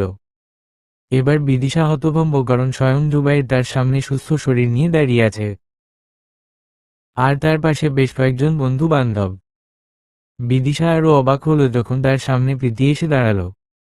প্রীতি এসে বিদিশার হাতটা ধরে বলল, প্রীতি, আমি আগের দিন তোমাকে অনেক অপমান করেছি, সেদিন সব মিথ্যা কথা বলেছিলাম আমি। জুবাইরের সাথে আমার কোনো সম্পর্ক নেই। কথাটা বলেই বিদিশার উত্তরের অপেক্ষা না করে দ্রুত পায়ে হেঁটে চলে গেল প্রীতি। এরপর একে একে জুবাইরের সব বন্ধু চলে গেল। পুরো রেস্টুরেন্টে এখন আর কেউ নেই, শুধু জুবাইর আর বিদিশা ছাড়া। বিদিশা মাথা নিচু করে দাঁড়িয়ে আছে। প্রচণ্ড রাগ হচ্ছে তার এই পাজি ছেলেটার উপর। এরপর জুবাইর বলে উঠল, জুবাইর, কি ম্যাডাম? কেঁদে কেটে তো চেহারার 12টা বাজিয়ে ফেলেছ। পেতনির মতো লাগছে। এত চিন্তা আমার জন্য? বিদিশার আগে গজগজ করতে করতে বলল। বিদিশা, এসবের মানে কি? আমাকে এইভাবে দৌড় করানো কি খুব দরকার ছিল? জুবাইর ছিলই তো, না হলে তোমাকে সত্যিটা জানাতাম কিভাবে? তুমি তো ভুল বুঝে বসেছিলে। বিদিশা, আমি ভুল বুঝলে আপনার কি? জুবাইর, অনেক কিছু। সেসব বলার জন্যই তো ডেকেছি। বিদিশা, যা বলবেন তাড়াতাড়ি বলেন। জুবাইর, এই যা তাড়াতাড়ি বললে সব গুলিয়ে ফেলবো যে। আসলে জীবনে প্রথম বলছি তো। বলেই ফেলি কি বলো? বলছি কি, মিথ্যা বলা তো মহাপাপ। প্রথম দিন যে মিথ্যা কথা বলেছিলে সেটা সত্যি করে নাও। তাতে অবশ্য তোমারই ভালো। বিদশা, আমি আবার কি মিথ্যা বললাম? জুবাইর, ওই যে বলেছিলে তুমি নাকি কার বউ। বিদিশা কোনো কথা বলছে না, মাথা নিচু করে আছে। জুবাইর আবার বলে উঠল। জুবাইর, কি ম্যাডাম? আমি কি ধরে নিব মৌনতা সম্মতির লক্ষণ? এ বলে বিদিশার হাত দুটি নিজের হাতের মধ্যে মুষ্টিবদ্ধ করে নিল জুবাইর। জুবাইর এর প্রশ্নের উত্তরে বিদিশা বলল, বিদিশা, জানি না। আপনার লজ্জা করে না? এভাবে এখানে নির্লজ্জের মতো আচরণ করছেন। কেউ দেখলে কি হবে? জুবাইর, হা হা হা। তোমার আমার মাঝে কেউ আসবে না সুন্দরী? আজকের মতো পুরো রেস্টুরেন্ট আমি ভাড়া করে নিয়েছি। তাতে অবশ্য অনেকগুলো টাকা চলে গেল। এখন যদি তুমি আমার প্রস্তাব গ্রহণ না করো তাহলে প্রীতিকে ডেকে এনে প্রপোজ করব। বিদিশা, সব সময় এত ভয় দেখান কেন? জুবাইর, তাহলে বলো তুমি রাজি? বিদিশা, উহু। জুবাইর, প্রীতি, পুরোটা বলার আগেই। বিদিশা, আমি তো রাজি। রাজি তো? সেই দিনের পর থেকে বিদিশার আর জুবাইরের এক নতুন প্রেমের অধ্যায় শুরু হয়েছে। রোজ রাতে সবাই ঘুমিয়ে গেলে এই ঘর থেকে ওই ঘরে সারারাত ফোনে কথা হতো দুজনের। মাঝে মাঝে বেকুনিতে দাঁড়িয়ে অধুর ভবিষ্যতের আলোচনায় মেতে উঠে দুজনে। এর মাঝে বিদিশা দুই একদিন আবদার করেছে রাতে শহর দেখবে। মেয়েটার বয়স কম, বড্ড ছেলে মানুষ। জুবাইরের অবশ্য যাই যাই বলে ও তো রাতে একটা অতি রূপবতী মেয়েকে নিয়ে বের হওয়ার সাহস হয়নি। এই নিয়ে মাঝে মাঝে একপথ মন কষাকষি হয়ে যায় দুজনের। শাস্তি স্বরূপ বাহিরে থেকে আইসক্রিম এনে খাওয়াতে হয় জুবাইরকে। জুবাইরের অবশ্য এসব পাগলামি বেশ ভালো লাগে। এভাবেই তার দিন কাটছে বিদিশার মায়াজালে। জয়া অবশ্য তাদের ব্যাপারে সবকিছু জানে। সেই দিন রান্নাঘরের বাহিরে দাঁড়িয়ে বিদিশা আর প্রীতির সব কথা শুনেছিল জয়া। আর সেই জুবাইরকে সবকিছু জানিয়েছিল। আর জুবাইর ও বোনের কাছে সব স্বীকার করে নেয়। হাজার হলেও মায়ের পেটের ভাই বোন, সুখ দুঃখের সাথী। তাছাড়া বিদিশাকে অতিরিক্ত মাত্রায় পছন্দ করে জয়া, তাই সে বেশ খুশি। মাঝরাতে বিছানায় ছটপট করতেছে বিদিশা। কিছুতেই ঘুম আসছে না তার। কেন জানি খুব কান্না পাচ্ছে তার। ইদানিং খুব কান্না পাচ্ছে বিদিশার। কেন সেটা বিদিশা নিজেও জানে না। অবশ্য বিদিশা একা কাঁদছে না, তার সাথে পাল্লা দিয়ে কাঁদছে প্রকৃতি। বাহিরে বৃষ্টি হচ্ছে, মুষলধারে বৃষ্টি হচ্ছে। এই বৃষ্টিকে ইংরেজিতে বলে ক্যাটস অ্যান্ড ডগস রেইন। কিন্তু অদ্ভুত বিষয় হলো বিদ্যুৎ এখনো যায়নি। বিদিশাদের গ্রামে হালকা বাতাস বইলেও কারেন্ট চলে যায়। এইসব দিক দিয়েই শহর গ্রামের থেকে আলাদা। বিদিশার অবশ্য খুব বৃষ্টিতে ভিজতে ইচ্ছে করছে। আজরা ভোরে বৃষ্টি নিয়ে সারা গায়ে মাখতে মন চাচ্ছে তার। বিদিশার কেবলই মনে হতে লাগলো এই বৃষ্টির ছোঁয়া তার মন ভালো করে দিবে। ফোনের ভাইব্রেশনের আওয়াজে হুঁশ ফিরল বিদিশার। কলটা রিসিভ করতেই ওপাশ থেকে জুবাইর বলে উঠল, জুবাইর, কি ম্যাডাম? আজকে এত তাড়াতাড়ি ফোন রিসিভ করলে যে? আমি তো ভাবলাম ঘুমিয়ে কাদা হয়ে গেছ। বিদিশা, ঘুম আসছে না? জুবাইর, কেন? বিদিশা, বৃষ্টিতে ভিজতে মন চাচ্ছে। ভিজবে আমাকে সাথে নিয়ে? জুবাইর, পাগল নাকি? এত রাতে বৃষ্টিতে ভিজলে শরীরে ঠান্ডা লেগে যাবে। তখন কি হবে? বিদিশা, যা হবার হবে। তুমি না নিয়ে গেলে আমি একাই যাব। জুবাইর, ঠিক আছে, আসি। তুমি বের হও। কলটা কেটে দিল। এই কিশোরী বউ নিয়ে আমার যত জ্বালা। বড্ড ইম্মেচির। বৃষ্টিতে ভিজছে বিদিশা। আজরা ভোরে বৃষ্টি নিয়ে সারা গায়ে মাখছে সে। এক হাত দূরে দাঁড়িয়ে মুগ্ধ নয়নে তাকিয়ে দেখছে জুবাইর। সে জানে না আর কোনো কিশোরী মেয়ে এই ধরনের পাগলামি করে কিনা। অন্তত নিজের বোনের মাঝে এমন ছেলে মানুষই দেখেনি সে। এই মেয়েটা অন্যরকম। তাই হয়তো জীবনের ২৪টি বছর একা কাটিয়ে শেষে এই পিচ্ছি মেয়েটির মায়াজালে আবদ্ধ হয়েছে জুবায়ের। অনবরত বৃষ্টির ছিটে পায়ে পড়ে ঘুম ভেঙে যায় মিসেস শিলার। তিনি উঠে চটপট জানালা আটকে দিলেন। এরপর তিনি ছেলের ঘরের জানালা আটকাতে গেল। তিনি সেই রুমে গিয়ে আশ্চর্য হয়ে গেল, কারণ রুমে জুবায়ের নেই, এমনকি টয়লেটও নেই। এত রাতে ছেলেটা কোথায় যাবে ভেবে পেলেন না মিসেস শিলা। এরপর মিসেস শিলা জয়ার ঘরে গিয়ে দেখল একজন কাঁথা মুড়ি দিয়ে ঘুমাচ্ছে। তবে আরেকজন কই? ডাইনিংয়ে গিয়ে মিসেস শিলা দেখলেন ফ্ল্যাটের মেইন দরজা খোলা। আস্তে আস্তে সিঁড়ি বেয়ে ছাদে উঠে গেলেন তিনি। গিয়ে যা দেখলেন তাতে অবাক হওয়ার কথা ছিল, কিন্তু তিনি অবাক হলেন না। এমন কিছু যেন তিনি আগেই আজ করেছিলেন। অবশ্য আগুন আর ঘি পাশাপাশি রাখলে এমনটাই স্বাভাবিক। তিনি জুবাইরকে আস্তে করে ডাক দিলেন, মিসেস শিলাবাবু। জুবাইর আর বিদিশা দুজনেই ভীষণ ভয় পেয়ে গেছে। এভাবে ধরা পড়ে যাবে কখনো ভাবতে পারেনি তারা। অপরাধীর মতো দাঁড়িয়ে আছে তারা দুজন। মিসেস শিলা আবার বলে উঠলেন, মিসেস শিলা এসব কি বাবু? জুবাইর না মানে মা আসলে। মিসেস শিলা আমতা আমতা করছিস কেন? আমি জানতাম আমার ছেলে স্পষ্টভাষী। জুবাইর আসলে মা আমি বিদিশাকে। মিসেস শিলা থাক আমি বুঝেছি। আমাকে বলা যেত না কথাটা? আমি তো ছোট থেকে বন্ধুর মতো মিশেছে তোদের সাথে। এটুকু বলার সাহস পেলি না বাবু? আর দিশা মা ফুফু আম্মা কি খুব দজ্জাল? এই পর্যায়ে ফুফু আম্মাকে জড়িয়ে ধরে বিদিশা। মিসেস শিলা কান মলে দিয়ে বলেন, মিসেস শিলা যা দিলি তো হবু শাশুড়িকে ভিজিয়ে। লজ্জায় মুখ ডাকে বিদিশা। বিদিশার লজ্জা পাওয়া দেখে মিসেস শিলা বলল, মিসেস শিলা থাক থাক আর লজ্জা পেতে হবে না। যত দ্রুত সম্ভব বিয়েটা দিতেই হবে এবার। বিদিশা কিন্তু ফুফা, সে যদি না মানে? মিসেস শিলা পাকা বুড়ি, সেই দায়িত্ব আমার আপনাকে পাকামো করতে হবে না। সকালবেলায় ঘুম থেকে উঠে ফরের নামাজ পড়ে চা বানাতে রান্নাঘরে যায় বিদিশা। আর তার মনটা খুব খুশি। এইভাবে এত তাড়াতাড়ি তার জীবনে এত সুখ আসবে কখনো ভাবেনি বিদিশা। সবকিছু স্বপ্নের মতো লাগছে। তাছাড়া আজকে তার জীবনে একটা বিশেষ দিন। বাবা মাকে কল দিতে হবে। চা বানিয়ে ফুফু আম্মার ঘরের দিকে পা বাড়ালো বিদিশা। ঘরের ভিতর থেকে হালকা কথাবার্তার আওয়াজ আসে। বিদিশা বুঝতে পারছে না রুমের ভিতরে ঢুকবে কিনা। দরজায় দাঁড়ানো অবস্থায় কিছু কথা কানে আসলো তার। মিসেস শিলা বলছে। মিসেস শিলা দেখেন মেয়েটা যে জারজ নয় সেই কথা তো আপনি জানেন। আর তাছাড়া সাজু অনেক যত্নে মানুষ করেছে তাকে। তাহলে আপত্তি কোথায়? কাশিম সাহেব তোমার বাপের বাড়ির মানুষের সাথে আমিও কি পাগল হয়েছি? এই অপায়ে অলক্ষণে মেয়েকে কখনো আমি ঘরে তুলব না। জন্মের সাথে সাথে মাকে খেয়েছে। বাপটা তো পালিয়ে বেঁচেছে। ওই মেয়ে আমার বাড়ির যোগ্য না। ৮ ঘন্টার মধ্যে ব্যাগ গুছিয়ে বাড়ি থেকে বেরিয়ে যায় বিদিশা। কেবলই ভোরের আলো ফুটেছে। বাহিরে তার স্বরে কাক ডাকছে। এই ভোরগুলোকে সম্ভবত কাক ডাকা ভোর বলে। ব্যাগ হাতে নিয়ে রাস্তায় হাঁটছে বিদিশা। গন্তব্য দূরের কোনো গা।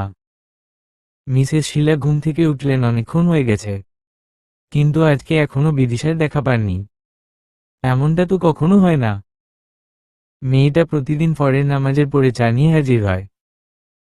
মিসেস শিলা রান্নাঘরে গিয়ে দেখলেন কাপ ভর্তি চা রান্না সেখানে। দেখেই বোঝা যাচ্ছে অনেকক্ষণ আগে বানানো হয়েছে। তবে মিসেস শিলা দ্রুত জয়ার ঘরে গেলেন, কিন্তু সেখানে জয়া থাকলেও বিদিশা ছিল না। মিসেস শিলা জয়াকে ডাক দিলেন, মিসেস শিলা জয়া।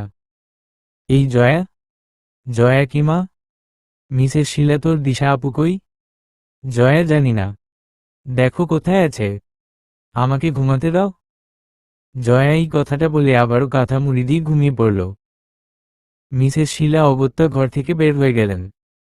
এখন এই মেয়েকে ডাকা না ডাকা সমান। কুম্ভকর্ণ এর গোষ্ঠী।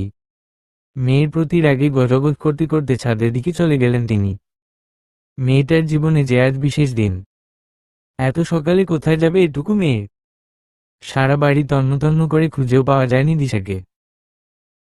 মিসেস শিলা দিশেহারা হারা হয়ে গেছে। সকালে চা দিতে গিয়ে দিশা কিছু শুনে ফেলেনি তো? যদি তাই হয় তাহলে ভাইকে কি জবাব দিবেন তিনি? আর নিজের ছেলেকেই বা কি বলবেন? বিদিশা যখন গ্রামে পৌঁছালো তখন সবে সূর্য পূর্ণ কিরণ দিতে শুরু করেছে, অর্থাৎ মধ্য গগনে অবস্থান করছে। অনেকদিন পর সেই চেনা গ্রাম, চেনা মাটির গন্ধ, চেনা মানুষজন, মনটা ভালো হয়ে যাওয়ার কথা বিদিশার। কিন্তু তার মাথার মধ্যে এখনো ফুফার সকালের কথাগুলো ঘুরছে। কি এমন অতীত তার, যার জন্য বিদিশার বর্তমানকে বারবার আঘাত করছে? আজকেই তো সেদিন, আজ সে তার সব প্রশ্নের উত্তর পেয়ে যাবে। বাজার ছেড়ে সবে মাটির রাস্তা ধরেছে বিদিশা। এমন সময় পিছনে ফিরে তাকালো কারো ডাকে। সে দেখল একজন দাঁড়িয়ে তাকে ডাকছে। অগত্যা অনিচ্ছা থাকা সত্ত্বেও বিদিশাকে যেতে হলো মানুষটির কাছে। সাজেদুর সাহেব আজকে ক্যাজুয়াল লিভ নিয়েছে স্কুল থেকে। প্রতি বছর এই দিনে তিনি স্কুল থেকে ছুটি নেন।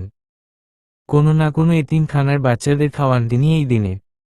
আজ প্রথমবার এ দিনে মেয়েটা কাছে নেই। তবুও তিনি প্রত্যেকবারের নিয়ম ভাঙেননি। স্ত্রী মীরা বাজারের লিস্ট করে হাতে ধরিয়েছেন। কিছুক্ষণ পর এই প্রয়োজনীয় জিনিসপত্র আনতে বাজারে যাবে। রান্নার মেনু খিচুড়ি দিয়ে গোস্ত আর শেষ পাতে পায়েস।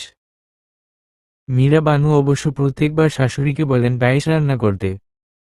তবে উনার শাশুড়ির এক কথা, বৌমা মেয়ের জন্মদিনের পায়েস মাকে রাখতে হয়। মীরা বানুর আজকে মনটা ভীষণ খারাপ। এই প্রথম তার আদরের মেয়েটা জন্মদিনে বাড়িতে নেই। মেয়েকে ছাড়া কিভাবে মন বেঁধে আছে তা একমাত্র তিনিই জানেন। মীরা বানু স্বামীকে ডেকে বললেন। মীরা বানু শুনছেন? সাজেদুর রহমান কিছু বলবে মীরা? মীরা বানু মেয়েটারে একটা ফোন করে না। আমার মনটা যে বড্ড চটপট করতেছে। সাজেদুর রহমান চিন্তা কইর না মীরা। আমার মন বলতেছে আমার আম্মাজান আজকে আসবে। আজকে যে তার 18 বছরের জন্মদিন। আর কিছু না হোক জন্ম রহস্য জানতে আসবে। স্বামীর কথা শুনে বুকের মধ্যে ধকক করে উঠল মীরা বানুর। মেয়েটাকে তিনি হারিয়ে ফেলবেন না তো? আজ অনেকদিন পর বিদিশা আর রাফি মুখোমুখি। যদিও বিদিশার কথা বলার ইচ্ছে নেই তবুও কথা বলতে হলো। চুপচাপ মাথা নিচু করে দাঁড়িয়ে আছে রাফি। বাধ্য হয়ে বিদিশা বলল। বিদিশা পিছু ডাকলেন কেন? রাফি কিছু কথা ছিল? বিদিশা যা বলার তাড়াতাড়ি বলেন। আমি বাড়ি যাব। রাফি বিদিশা আমাকে কি একটিবারের জন্য ক্ষমা করা যায় না? বিদিশা কিসের ক্ষমা? আপনার লজ্জা করে না এই কথা বলতে? আমার বাবার উঁচু মাথা আপনি আর আপনার বাবা নিচু করেছেন। তারপরেও এই কথা বলেন কিভাবে? রাফি আমি তোমার বাবার কাছে ক্ষমা চাইতে রাজি আছি, তুমি শুধু আমাকে আরেকটা সুযোগ দাও। বিদিশা আপনি ক্ষমা চেয়ে কি করবেন? আপনার বাবা ক্ষমা চাইলে ভেবে দেখতে পারি। রাফি ঠিক আছে, আমি তাই করব বিদিশা। শুধু তুমি সাজু চাচাকে রাজি করাও যাতে তিনি বিয়েতে রাজি হয়ে যায়। বিদিশা আগে ক্ষমা চাইতে হবে, তারপর ভেবে দেখব। কথাটা বলে বিদিশা সেখানে আর দাঁড়ালো না। বিদিশা বাড়ির কাছাকাছি আসতেই পাড়ার ছেলে মেয়েরা দৌড়ে গিয়ে সাজেদুর সাহেবকে খবর দিয়েছে। চাচা চাচা দিশা বুবু আইছে। ইতিমধ্যে স্বামী স্ত্রী দুজনে রাস্তার কাছে এসে দাঁড়িয়েছে মেয়ের জন্য। মেয়েকে দেখে জড়িয়ে ধরল মীরা বানু। তারপর দরদ মাখা গলায় বললেন, মীরা বানু মারে তুই আসছিস? কতদিন দেখি না তোরে। শহরে গিয়ে একদম শুকাই গেছিস। বিদিশা চুপ করো তো মা। সব মায়েরা নিজের ছেলে মেয়েকে রোগা দেখে। আমার তো মনে হচ্ছে শহরে গিয়ে আমি মোটা হয়ে গেছি। সাজেদুর সাহেব নিজের মেয়ের পিছনে কাউকে খুঁজতে লাগলেন, কিন্তু কাউকে দেখল না। তারপর বিদিশাকে ডেকে বললেন, সাজেদুর সাহেব আম্মাজান আপনার সাথে কে এসেছে? বিদিশা কেউ না, আমি একাই আসছি। সাজেদুর সাহেব গাড়িতে তুলে দিল কে? বিদিশা বললাম তো একাই আসি। সাজেদুর সাহেব তারা ছাড়লে ওইভাবে একা। আমার তো বিশ্বাস হচ্ছে না। বিদিশা তারা জানে না আমি আসি। সাজেদুর সাহেব মানে এই কেমন ছেলে মানুষই আম্মা? তারা তো চিন্তা করবে। মীরা তুমি মেয়েরে নিয়ে বাড়ি যাও, আমি শিলারে কল দিয়ে জানিয়ে আসি। ভাইয়ের ফোন কলে যেন প্রাণ ফিরে পেলেন মিসেস শিলা। সকাল থেকে চিন্তায় অস্থির হয়ে উঠছেন তিনি। জয়া বা জুবাইর কেউই জানে না বিদিশা চলে যাওয়ার ব্যাপারে, তারা দুজনে জানে বিদিশা কলেজে গিয়েছে। দুপুরবেলায় জুবাইর ভার্সিটি থেকে আসলে ছেলেকে সব খুলে বললেন মিসেস শীলা। সব শুনে জুবাইরের মাথায় আকাশ ভেঙে পড়ল। জুবাইরের কেন জানি না খুব রাগ হচ্ছে। বিদিশা কি পারত না একটা বার তাকে সব জানাতে? আর তাছাড়া তার বাবা যাই বলুক, এত গায়ে মারতে হবে কেন? ছেলেকে চুপ থাকতে দেখে মিসেস শীলা আবারও বললেন, মিসেস শীলা, এবার কি হবে বাবু? জুবাইর, আমি কি জানি? বিদিশা একবার আমাকে জানাতে পারত। বাবার সাথে আমি কথা বলতাম। বিদিশা কেন এভাবে চলে গেল? মিসেস শীলা, তুই ভুলে যাচ্ছিস ও সাজুর মেয়ে। সাজুর শিক্ষায় মানুষ। ওর আত্মসম্মানবোধ প্রবল। আর তাছাড়া তোর বাবা যথেষ্ট খারাপভাবে বলেছে। ও যদি শুনে থাকে তাহলে চলে যাওয়াটাই স্বাভাবিক। তাছাড়া মেয়েটার জীবনে আজ একটা বিশেষ দিন। জুবাইর, আজ কি আছে মা? মিসেস শীলা, আজ ওর জন্মদিন। জুবাইর, দেখেছ মা, ও আমাকে এটা বলেনি। মিসেস শীলা, এখন মান অভিমান করার সময় না। আগে ওকে ফিরিয়ে আনতে হবে। জুবাইরও যদি আসতে না চায়, আমি এখন কি করব মা? মিসেস শীলা, আমি যা বলবো করতে পারবি? বুকের পাটায় বল আছে। যদি করতে পারিস তবেই বলবো, আর না হলে নেই। জুবাইর, আমি পারবো। তুমি বলো কি করতে হবে। অনেকদিন পর সাজেদুর সাহেবের পুরো পরিবার এক হয়েছে। বিদিশার দাদি বিদিশার জন্য নানারকম পিঠা বানিয়েছেন। সেসব খাচ্ছে বিদিশা। হাজার কষ্টের মধ্যেও এই মানুষগুলো তার মুখে হাসি ফোটাতে পারে। মায়ের কোলে মাথা দিয়ে শুয়ে আছে বিদিশা। মায়ের আঁচলের গন্ধ নিচ্ছে সে। মেয়ের কাণ্ড মীরা বানু মুচকি মুচকি হাসে আর বলছে, মীরা বানু, কি করে আমার আম্মাজান? বিদিশা, তোমার আঁচলের গন্ধ নিচ্ছি। মীরা বানু, শাড়িতে গন্ধ লাগতেছে, তাই না? সারাদিন ধুলো মাটিতে কাজ করি তো, কালকে সাবান দিয়ে কেচে দিতে হবে শাড়িটা। বিদিশা, উহু, ধুলো মাটির গন্ধ না, কেমন মন মাতানো মামা গন্ধ। এইরকম সুন্দর গন্ধ আর কারণেই। মীরা বানু, পাগলি মেয়ে আমার। রাতের বেলায় খাওয়া দাওয়া শেষে সাজেদুর রহমান ও মীরা বানু মেয়েকে নিয়ে বসেছেন। মেয়েকে সব সত্যি জানানোর সময় এসে গিয়েছে। সাজেদুর সাহেবের মা অবশ্য নিজের ঘরে চলে গিয়েছেন। এসব আলোচনায় থাকতে চান না তিনি। বারবার করে তিনি নিজের ছেলেকে বলেছিলেন, বিদিশার দাদি বাবা সাজু, এই মেয়েরে যখন নিজের করে নিয়েছ তখন তোমারে ভুলে যেতে হবে এই মেয়েরে তুমি জন্ম দাও নাই। আজ যখন সেই মেয়ে নিজের জন্ম পরিচয় জানবে তাই দুঃখে কষ্টে থাকতে পারেননি ভদ্র মহিলা। তিনি যে এই মেয়েকে নিজের নাতনি হিসেবে মেনে এসেছেন। সযত্নে লুকিয়ে রাখা ট্রাঙ্কের তালা খুলে একটা পত্রিকা বের করে বিদিশার হাতে দিলেন মীরা বানু। দেখেই বোঝা যাচ্ছে কাগজটা অনেক পুরনো। বিদিশা পত্রিকাটা হাতে নিয়ে দেখতে লাগল। প্রথম পেজের একটা খবরে চোখ আটকে গেল তার। সেখানে বড় বড় করে লেখা রয়েছে,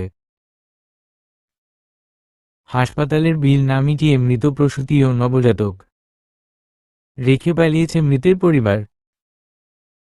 এইবার সাজেদুর রহমান মেয়েকে ইশারা দিয়ে পত্রিকা রেখে দিতে বলে এবং নিজেই বলতে শুরু করে, সাজেদুর সাহেব, মীরাকে আমি ভালোবেসে বিয়ে করে ঘরে এনেছিলাম। খুব ভালোবেসেছিলাম ওকে, কখনো ওর গায়ে আঁচ রাখতে দেইনি। কিন্তু বিয়ের 5 বছরের মাথায় ও আমাদের কোনো সন্তান হলো না। আমার মা অবশ্য এই নিয়ে কিছু বলতো না, কিন্তু আশেপাশের লোকজন মীরাকে বাজা বলে অপমান করত। এমনকি এলাকার যে কোনো শুভ অনুষ্ঠানে মীরাকে ডাকা বন্ধ হয়ে গেল। মীরা দিন রাত আল্লাহর দরবারে দুহাত তুলে কান্নাকাটি করত একটা বাচ্চার জন্য। রাতে পাশে শুয়ে অন্যদিকে ফিরে কাঁদত যাতে আমি বুঝতে না পারি। কিন্তু আমি সব বুঝতাম। এমনকি মীরা আমাকে আরেকটা বিয়ে করতে বলেছে, কিন্তু আমি রাজি হইনি। অবশেষে আমি মীরাকে নিয়ে শহরের ডাক্তারের কাছে গেলাম। দুজনেই নানান পরীক্ষা নিরীক্ষা করালাম। শেষ যেদিন রিপোর্ট আনতে গেলাম সেদিন জানতে পারলাম মীরার কোনো সমস্যা নেই, কিন্তু আমার স্পার্ম অপর্যাপ্ত। তাই আমার পক্ষে বাবা হওয়ার সম্ভাবনা খুব কম। মন খারাপ করে যখন হসপিটাল থেকে বের হয়ে যাচ্ছি তখন দেখলাম হসপিটালের এক জায়গায় জটলা। কয়েকজন লোক খুব হইচই করছে। গিয়ে দেখি এক মেয়ের লাশ পড়ে আছে হসপিটালের মেঝেতে, আর পাশে একটা মিষ্টি ফুটফুটে বাচ্চা শুয়ে আছে। পরে জানতে পারলাম মৃত মা আর বাচ্চাকে রেখে পুরো পরিবার পালিয়েছে। পরে অবশ্য জানা গিয়েছে ভুয়া ঠিকানা দিয়ে রোগীকে হসপিটালে ভর্তি করা হয়েছে। ডাক্তাররা আলোচনা করে মেয়েটির লাশ বেওয়ারিশ হিসেবে মর্গে পাঠালো। পড়ে রইল বাচ্চাটা। আমি আর মীরা ডাক্তারের সাথে কথা বলে বন্ডে সই করে নিয়ে এলাম বাচ্চাটাকে। কিন্তু এখানে শেষ ছিল না। পরের দিন পত্রিকার প্রথম পেজে আসে এই খবরেই হেডলাইনে। কিন্তু ভাগ্য ভালো, বাচ্চাটার ছবি ছাপা হয়নি। সেদিন রাতেই চাচাতো ভাইকে জায়গা জমির বিক্রির ভার দিয়ে চলে আসলাম লক্ষ্মীপুরে। এখানে সবাই জানলো এই মেয়ে আমার। এই কয়েকটি বছরে আমরা কারো সাথে যোগাযোগ করিনি, শুধু মীরার আর আমার ভাই বোন ছাড়া। কিন্তু সেদিন মীরার বোন আমার সর্বনাশ করে দিল, বিয়ের আসরে বেফাস বলে দিল। এটুকু বলে থামলেন সাজেদুর সাহেব এবং স্ত্রীর দিকে তাকিয়ে বললেন, সাজেদুর সাহেব, আমাকে একটু পানি দিবা? মীরা তৃষ্ণায় গলাটা ফেটে যাচ্ছে। চোখ মুছতে মুছতে ঘর থেকে বেরিয়ে গেল মীরা বানু। সেদিন সারারাত ঘুম হয়নি বিদিশার। আকাশ পাতাল চিন্তা করছে সে। সেদিনে সেই মৃত মহিলার চেহারা যেন চোখের সামনে ভেসে আসছে তার, বুকের মধ্যে বারবার রক্তক্ষরণ হচ্ছে। আচ্ছা, সেই হতভাগিনী মা কি জানে তার একটা মেয়ে হয়েছিল? মেয়েটা আজ বড় হয়েছে, কিন্তু এতগুলো মানুষের মধ্যে আছে বড্ড একা, বড্ড দুঃখী। তার অতীত আজ যে তার বর্তমানকে ছাড়খাড় করে চলেছে। রাতে কান্না করতে করতে কখন যে ঘুমিয়ে গেছে মনেই ছিল না। সকালে ঘুম ভাঙল বাহিরের চেঁচামেচির আওয়াজে। বিদিশা বাহিরে গিয়ে দেখল রাফি আর রাফির বাবা আসে। বাপ বেটা করজোরে ক্ষমা চাচ্ছে বিদিশার বাবার কাছে। এক পর্যায়ে সাজেদুর সাহেব বলেন, সাজেদুর সাহেব, যাও, তোমাদের ক্ষমা করে দিলাম। এবার রাফি বলে উঠল, রাফি, তাইলে প্রমাণ দেন চাচা। আবার বিয়ের প্রস্তাবটা গ্রহণ করবেন, তাহলে বুঝবো মাফ করছেন। সাজেদুর সাহেব বললেন, সাজেদুর সাহেব, কখনো না, এটা অসম্ভব। আমি জেনে শুনে আমার মেয়েরে তোমার ঘরে পাঠাবো না। এই বিয়েতে আমার মত নেই। কিন্তু সবাইকে অবাক করে দিয়ে বিদিশা বলে উঠল, বিদিশা, এই বিয়েতে আমার মত আছে। রাফি ভাই, আপনি বিয়ের ব্যবস্থা করেন, কিন্তু মনে রাখেন কালকেই বিয়ে করতে হবে আমাকে। পরশু হলে এই বিয়ে আর হবে না। রাফির চোখ যেন চকচক করে উঠল। শয়তানি এক হাসি দিয়ে সে বলল, রাফি, তাই হবে আমার ময়না পাখি। আজকে আবার তালতলা গ্রামের মাস্টার বাড়িতে বিয়ে। বউ সেজে বসে আছে বিদিশা। আজ আবারও লাল শাড়িতে সেজেছে সে, দু হাতে মেহেদি দিয়েছে। তবে আজকে অবশ্য বিয়ে বাড়িতে হইচই কম। একদিনে যতটুকু আয়োজন করা সম্ভব হয়েছে ততটুকুই। রাফি বর সেজে এসেছে আজকেও। কিছুক্ষণ পর এই বিয়ে শুরু হয়ে যাবে দুজনের। সারা জীবনের জন্য আপন করে নিবে দুজন দুজনকে। সবাই বর দেখতে এসেছে।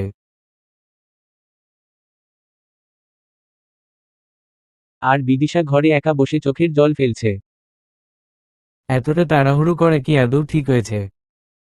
জুবাইরকে নিজের থেকে বেশি ভালোবাসে সে। সে কি পারবে ভালোবাসার মানুষকে ছেড়ে বাকি জীবনটা কাটাতে? কিন্তু তার কী বা করার ছিল? ফুফার মনে আঘাত দিয়ে তার ছেলেকে নিয়ে ঘর বাঁধা কি ঠিক হতো?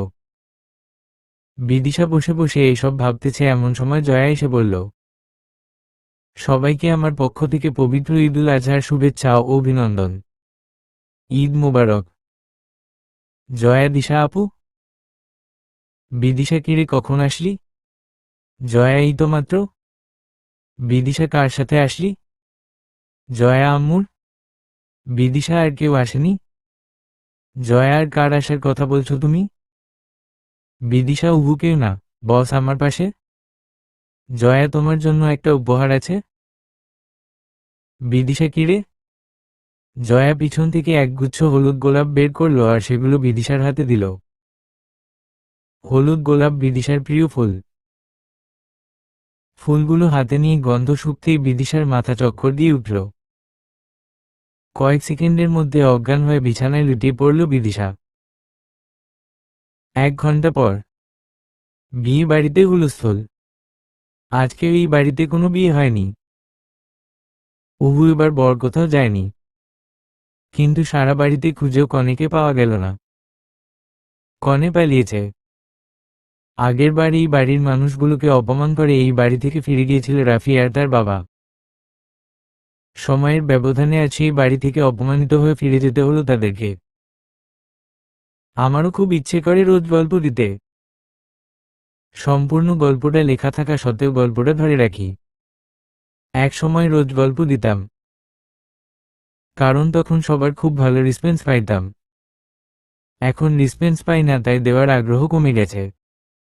হয়তো এভাবে চলতে থাকলে আর বেশি দিন থাকতে পারবো না আপনাদের মাঝে। আশা করি যথেষ্ট রেসপন্স পাবো, এবং সবাই লাইক কমেন্ট করবেন, যেন নেক্সট পর্ব পরের দিন দিতে পারি আপনাদেরকে। ধন্যবাদ সবাইকে। রাগে গজগজ করতে করতে রাফির বাবা চলে গেলেন ছেলেকে নিয়ে। আর যাওয়ার সময় বলে গেলেন বেঁচে থাকতে আর কখনো এই বাড়িতে পা দিবেন না তিনি। অন্যদিকে গাড়িতে বসে আছে জুবায়ের, পাশে অজ্ঞান হয়ে পড়ে আছে বিদিশা। এই মেয়ে যে জেদি, সোজা কথায় জুবায়ের এর সাথে আসতো না। তাই মামা, মামি, নানি, মা এবং জয়ের সহায়তায় বিদিশাকে অজ্ঞান করে তাকে নিয়ে পালিয়েছে জুবায়ের। এদিকে মিস প্রলয় স্ত্রী এখন পর্যন্ত উঠেনি। উঠলে কি তাণ্ডব করবে কে জানে, নিজের মনেই হেসে উঠল জুবায়ের। বিদিশার মুখ থেকে নিকাবটা খুলে দেয় সে। হা করে তাকিয়ে আছে তার মুখপানে। এই মেয়ের মুখের দিকে তাকিয়ে যুগযুগ পার করা যায়। অত্যন্ত বেশি সুন্দর। তবে জুবায়ের জানে, এই সুন্দর মুখের থেকে বিদিশার পাগলামি আরও ছেলেমানুষই সে আরও বেশি ভালোবাস। দেখতে দেখতে অবশেষে গাড়ি পৌঁছে গিয়েছে তাদের গন্তব্যে। বিদিশার এখানে জ্ঞান ফিরেনি, ফুলের মধ্যে ক্লোরোফর্ম দিয়ে অজ্ঞান করা হয়েছে বিদিশকে। সবই অবশ্য মিসেস শিলার প্ল্যান, তবে সেটা এক্সিকিউট করতে অনেকগুলো মাথা কাজ করেছে। অবশেষে গাড়ি এসে গন্তব্যে দাঁড়ালো। বিদিশাকে গাড়ি থেকে কোলে তুলে নামিয়ে কাজী অফিসের মধ্যে প্রবেশ করল জুবায়ের। সেখানে আগে থেকেই জুবায়েরের বন্ধুরা সব ব্যবস্থা করে রেখেছে। আরও ঘণ্টাখানেক পরে বিদিশার জ্ঞান ফিরে আসলো। জ্ঞান ফিরতেই বিদিশা অবাক হয়ে তাকিয়ে থাকে। বিদিশা তো ঘরে ছিল। তারপর জয়া আসে, ফুল দেয় তাকে। এটুকুর পর আর কিছুই মনে করতে পারে না সে। কিন্তু সে এখানে আসলো কিভাবে? চেঁচিয়ে উঠল বিদিশা। বিদিশা, আমি কোথায়? পাশেই জুবায়ের তার বন্ধুদের সাথে আড্ডা দিচ্ছিল। বিদিশার কথা শুনে কাছে এসে বলল, জুবায়ের কি ঘুম ভেঙেছে? বাব্বা, এত ঘুমাও তুমি? বিয়ের দিন কেউ এত ঘুমায়? বিদিশা, এটা কোথায়? আর তুমি এখানে কেন? জুবায়ের, কেন? আমার জায়গায় কি রাফিকে আশা করেছিলে? তোমার তো সাহস কম না। আমার সাথে প্রেম করে অন্য কাউকে বিয়ে করছিলে। ছি বিদিশা। বিদিশা, ছি হহ। তাই না? হ্যাঁ, আমি কে ছি হহ? আমি পরিচয়হীন, এই জন্য আমি ছি। তাই তোমার বাবা মেনে নেয়নি আমাকে? স্পষ্ট জানিয়ে দিয়েছেন আমি তোমাদের বাড়ির যোগ্য না। জুবায়ের, ও বাবার কথাই সব? আমি কখনো তোমার পরিচয় নিয়ে প্রশ্ন তুলেছি? আমি, মা, জয়াকে না? বাবাই সব? তুমি আসার আগে একবার আমাকে জানাতে পারতে না? শুনতে পারতে না আমি কি চাই? হুট করে চলে গেলে।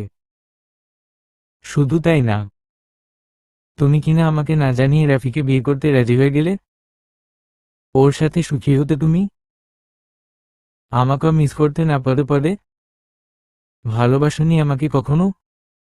আছে এই প্রশ্নগুলোর উত্তর তোমার কাছে। বিদিশা, কিন্তু ফুফাকে কষ্ট দিয়ে কি আমরা সুখী হব? জুবায়ের, আমাকে কষ্ট দিয়ে তুমি সুখী হতে? বিদিশা, জানি না। জুবায়ের, জানতে হবে। শোনো বিদিশা, বাবা মুরব্বী মানুষ, বাধা দিতেই পারে। আমি তার অসম্মান করছি না। কিন্তু বাবা যে ভবিষ্যতে আমাদের সম্পর্ক মেনে নিবে না সেটা কি তুমি নিশ্চিত? তুমি পারবে না তোমার সবটুকু চেষ্টা দিয়ে বাবার মন জয় করে নিতে? মানুষ ভালোবাসার কাঙাল। ভালোবাসা দিয়ে সব করা যায়। বলো পারবে না? বিদিশা আমি পারবো। জুবাইর তাহলে পালিয়ে যাচ্ছ কেন ময়দান ছেড়ে? জীবন একটা যুদ্ধ। এখানে ময়দান ছেড়ে পালিয়ে গেলে হবে না। তাছাড়া মা, নানু, মামা, মামি এদের দোয়া তো পাচ্ছি আমরা। এদের কি দাম নেই? আমার সব বন্ধুরা সারাদিন কেটে এই বিয়ের আয়োজন করেছে, এখনো বসে আছে সাক্ষী দিবে বলে। এদের কারো কি দাম নেই? তুমি জানো এরাই আমাকে সাহায্য করেছে তোমাকে নিয়ে পালাতে। এরপরেও যদি আপত্তি থাকে তোমার, আমি কথা দিচ্ছি এর জ্বালাবো না তোমাকে। কাজী সাহেব অনেকক্ষণ ধরে ডেকেছেন। আমি যাচ্ছি। যদি ভালোবাসো এসো, না হলে দরজাটা ওইদিকে। বিদিশা আর কোনো কথা বলল না, চুপচাপ অনুসরণ করল জুবাইরকে। অবশেষে তাদের বিয়েটা হয়ে গেল। জুবাইর আর বিদিশা এখন স্বামী স্ত্রী। এবার তাদের বাড়ি ফিরে যাওয়ার পালা। মিসেস শীলা তাদেরকে বিয়েটা সেরেই বাড়িতে ফিরতে বলেছেন। এটাও বলেছেন জুবাইরের বাবাকে সামলে নেবেন তিনি। কিন্তু বিদিশার খুব ভয় করছে। ফুফা কি আদৌ গ্রহণ করবে তাকে, নাকি বিদিশাকে আরো বড় নতুন কোনো পরীক্ষার সম্মুখীন হতে হবে? সবেমাত্র সন্ধে নেমেছে শহরের অলিগলিতে। রাস্তার পাশের বাতিগুলো জ্বলে উঠেছে কিছুক্ষণ আগে। ঝিরিঝিরি বাতাস বইছে। বিদিশা হাঁটছে জুবাইর এর হাত ধরে। রাস্তার আশেপাশের লোকজন বারবার তাদের দিকে তাকাচ্ছে। অবশ্য তাকানোই স্বাভাবিক। কনের পোশাক পরে নিশ্চয়ই কেউ এই সময় এভাবে রাস্তায় হাঁটবে না। বিদিশার অবশ্য বেশ মজা লাগছে। নিজেকে খুব গুরুত্বপূর্ণ কেউ মনে হচ্ছে আশেপাশের মানুষের কর্মকাণ্ডে। তাছাড়া আজকের দিনটি বিদিশার স্বপ্নের দিন। সে কি ভেবেছিল এত সহজে জুবাইরের বউ হবে? জুবাইরের গায়ে ভর দিয়ে কাঁধে মাথাটা এলিয়ে দিয়েছে বিদিশা। হঠাৎ তার ইচ্ছে হলো রাস্তার পাশে দোকানে চা খাবে। কথাটা জুবাইরকে বলতেই ধমক দিয়ে উঠল জুবাইর। জুবাইর, তোমার কি মাথা খারাপ দিশা? এমনিতেই রাস্তার আশেপাশে লোকেরা হাঁ করে তাকিয়ে আছে, তারপর রাস্তার ধারে বসে চা খাবো? কতগুলো প্রশ্নের সম্মুখীন হতে হবে তুমি জানে? বিদিশা, আমি কিছু জানি না। তুমি কখনো আমাকে রাতের শহর দেখানি। আজ আমি কোনো কথাই শুনব না। জুবাইর, এই শিশু বউ নিয়ে আমার হয়েছে যত জ্বালা। বুঝালেও বুঝে না। বিদিশা, আমি শিশু বউ? জুবাইর, নয়তো কি? এমন এমন বাচ্চামো করো, মেনে নেওয়া দেয়? বিদিশা, মোটেও না। আমি বড় হয়ে গেছি, সব বুঝি বুঝছো। 5-10টা ছেলে মেয়ে আমি মানুষ করতে পারবো, বুঝলা? হুহহ। জুবাইর, তাই বুঝি? আচ্ছা ঠিক আছে, মানুষ করবে। তার আগে বলো তো বাচ্চা কিভাবে হয়? বিদিশা, জানি না তা তো। জুবাইর, হুহহ। জানে না কিছু আবার ওস্তাদি? বিদিশা, বাসর ঘরে চলো বুঝিয়ে দিচ্ছি। জুবাইর, কি হহ? কি বললে? শুনতে পাইনি। বিদিশা, কিছুই বলিনি। এখন চলো, আমি চা খাবো। চলো না প্লিজ। জুবাইর, আচ্ছা চলেন ম্যাডাম। আপনাকে চা গিলিয়ে আনি। রাস্তার পাশে দোকানের বেঞ্চে বসে চা খাচ্ছে জুবাইর আর বিদিশা। বিদিশার মনে হচ্ছে সে যেন স্বর্গসুখ পাচ্ছে। সে খুব ভালো করেই জানে বাড়িতে গিয়ে তাকে কি ভোগ করতে হবে। পরিস্থিতির মুখোমুখি হওয়ার আগে না হয় একটু মুক্ত বাতাস নিয়ে নেওয়া যাক। আর কিছু না হোক, তা অন্তত পথ চলার পাথেও হয়ে থাকবে। দোকানের লোকজন হাঁ করে তাকিয়ে আছে জুবাইর আর বিদিশার দিকে। একটা লোক তো জুবাইরকে জিজ্ঞেস করে বসল, লোকটা কি ভাই মেয়ে নিয়ে পালিয়েছেন? জুবাইর, তাতে আপনার কি ভাই? নিজের কাজ করে না? লোকটা না আসলে দিনকাল ভালো না, সাথে সুন্দরী মেয়ে, গায়ে গয়না। কি হয় বলা যায় না। আপনাদের ভালোর জন্যই বলেছিলাম আর কি। দেখে তো মনে হয় দুজনের বয়স কম। আমাকে বলতে পারেন ঘর লাগবে? Zubair no thanks. চায়ের বিল মিটিয়ে তাড়াতাড়ি উঠে আসলো জুবাইর আর বিদিশা। লোকটা অবশ্য ভুল কিছু বলেনি। শহরের রাস্তায় সন্ধ্যার পর সুন্দরী নারী আর গয়না কোনোটাই নিরাপদ নয়। রিকশা নেয় জুবাইর। তাদের বাড়ি থেকে অবশ্য জায়গাটা দূরে নয়, এই জন্যই এখানে নেমেছে তারা। বিদিশা বায়না করেছে হাঁটবে বলে, কিন্তু জুবাইর সোজা না করে দিয়ে রিকশা নিয়েছে। জুবাইরের কাঁধে মাথা দিয়ে চুপচাপ বসে আছে বিদিশা। বাড়ির দিকে যতই আগাচ্ছে মনের ভিতর ততই ঝড় বয়ে যাচ্ছে তার। কি হবে কে জানে। বিদিশার নীরবতা দেখে জুবাইর বলে উঠল, জুবাইর কি ম্যাডাম খুব টেনশন হচ্ছে বুঝি? জুবাইরের কথায় মুখ তুলে তাকায় বিদিশা। তারপর শক্ত করে জুবাইরের হাতটা ধরে বলল, বিদিশা তুমি বুঝলে কিভাবে? জুবাইর আমি তোমাকে খুব ভালো করেই জানি এবং বুঝি। টেনশন না হলে এমন ধীরস্থিরভাবে বসে থাকা মেয়ে তুমি না। বিদিশা হুমম। আচ্ছা আমি যদি না পারি ফুফার মন জয় করতে? জুবাইর তখন কি বললাম সব ভুলে গেছো? বিদিশা উহু। জুবাইর তাহলে? বিদিশা আমি পারবো। জুবাইর এই তো আমার মিষ্টি শিশু বউ। বিদিশা আবার শিশু বউ বললে? রুমে চলো আজকে তোমার খবর আছে। জুবাইর কয়টার খবর পিচ্ছি বউ? বিদিশা রাতে দেখবা। জুবাইর আজ পাশা খেলব রে শ্যাম। পুরোটা বলতে না দিয়ে বিদিশা যাহ দুষ্টু। কথাটা বলে লজ্জায় বিদিশা মুখ লুকালো জুবাইরের বুকে। সবেমাত্র এশার আজান দিয়েছে। জুবাইরের বাবা কাশিম সাহেব ড্রয়িং রুমের সোফায় চুপচাপ বসে আছেন। তাকে ঘিরে দাঁড়িয়ে আছে চারটি মানুষ। বিদিশা, জুবাইর, জয়া আর মিসেস শীলা। অদ্ভুত ব্যাপার হলো, সবাই যা ভেবেছিল ঘটেছে তার উল্টো। চেঁচামেচি দূরে থাক কথা পর্যন্ত বলছে না তিনি, বরং শান্ত ভঙ্গিতে বসে আছেন তিনি। স্বামীকে দেখে অবশ্য কিছুটা ভয় পান মিসেস শীলা। তাছাড়া কাশিম সাহেব ডায়াবেটিসের রোগী, মাথাটা গরমই থাকে। তাছাড়া মিষ্টি খান না বলেই মুখটা তিতা। তাই স্বামীকে অনেকটা এড়িয়ে চলেন মিসেস শীলা।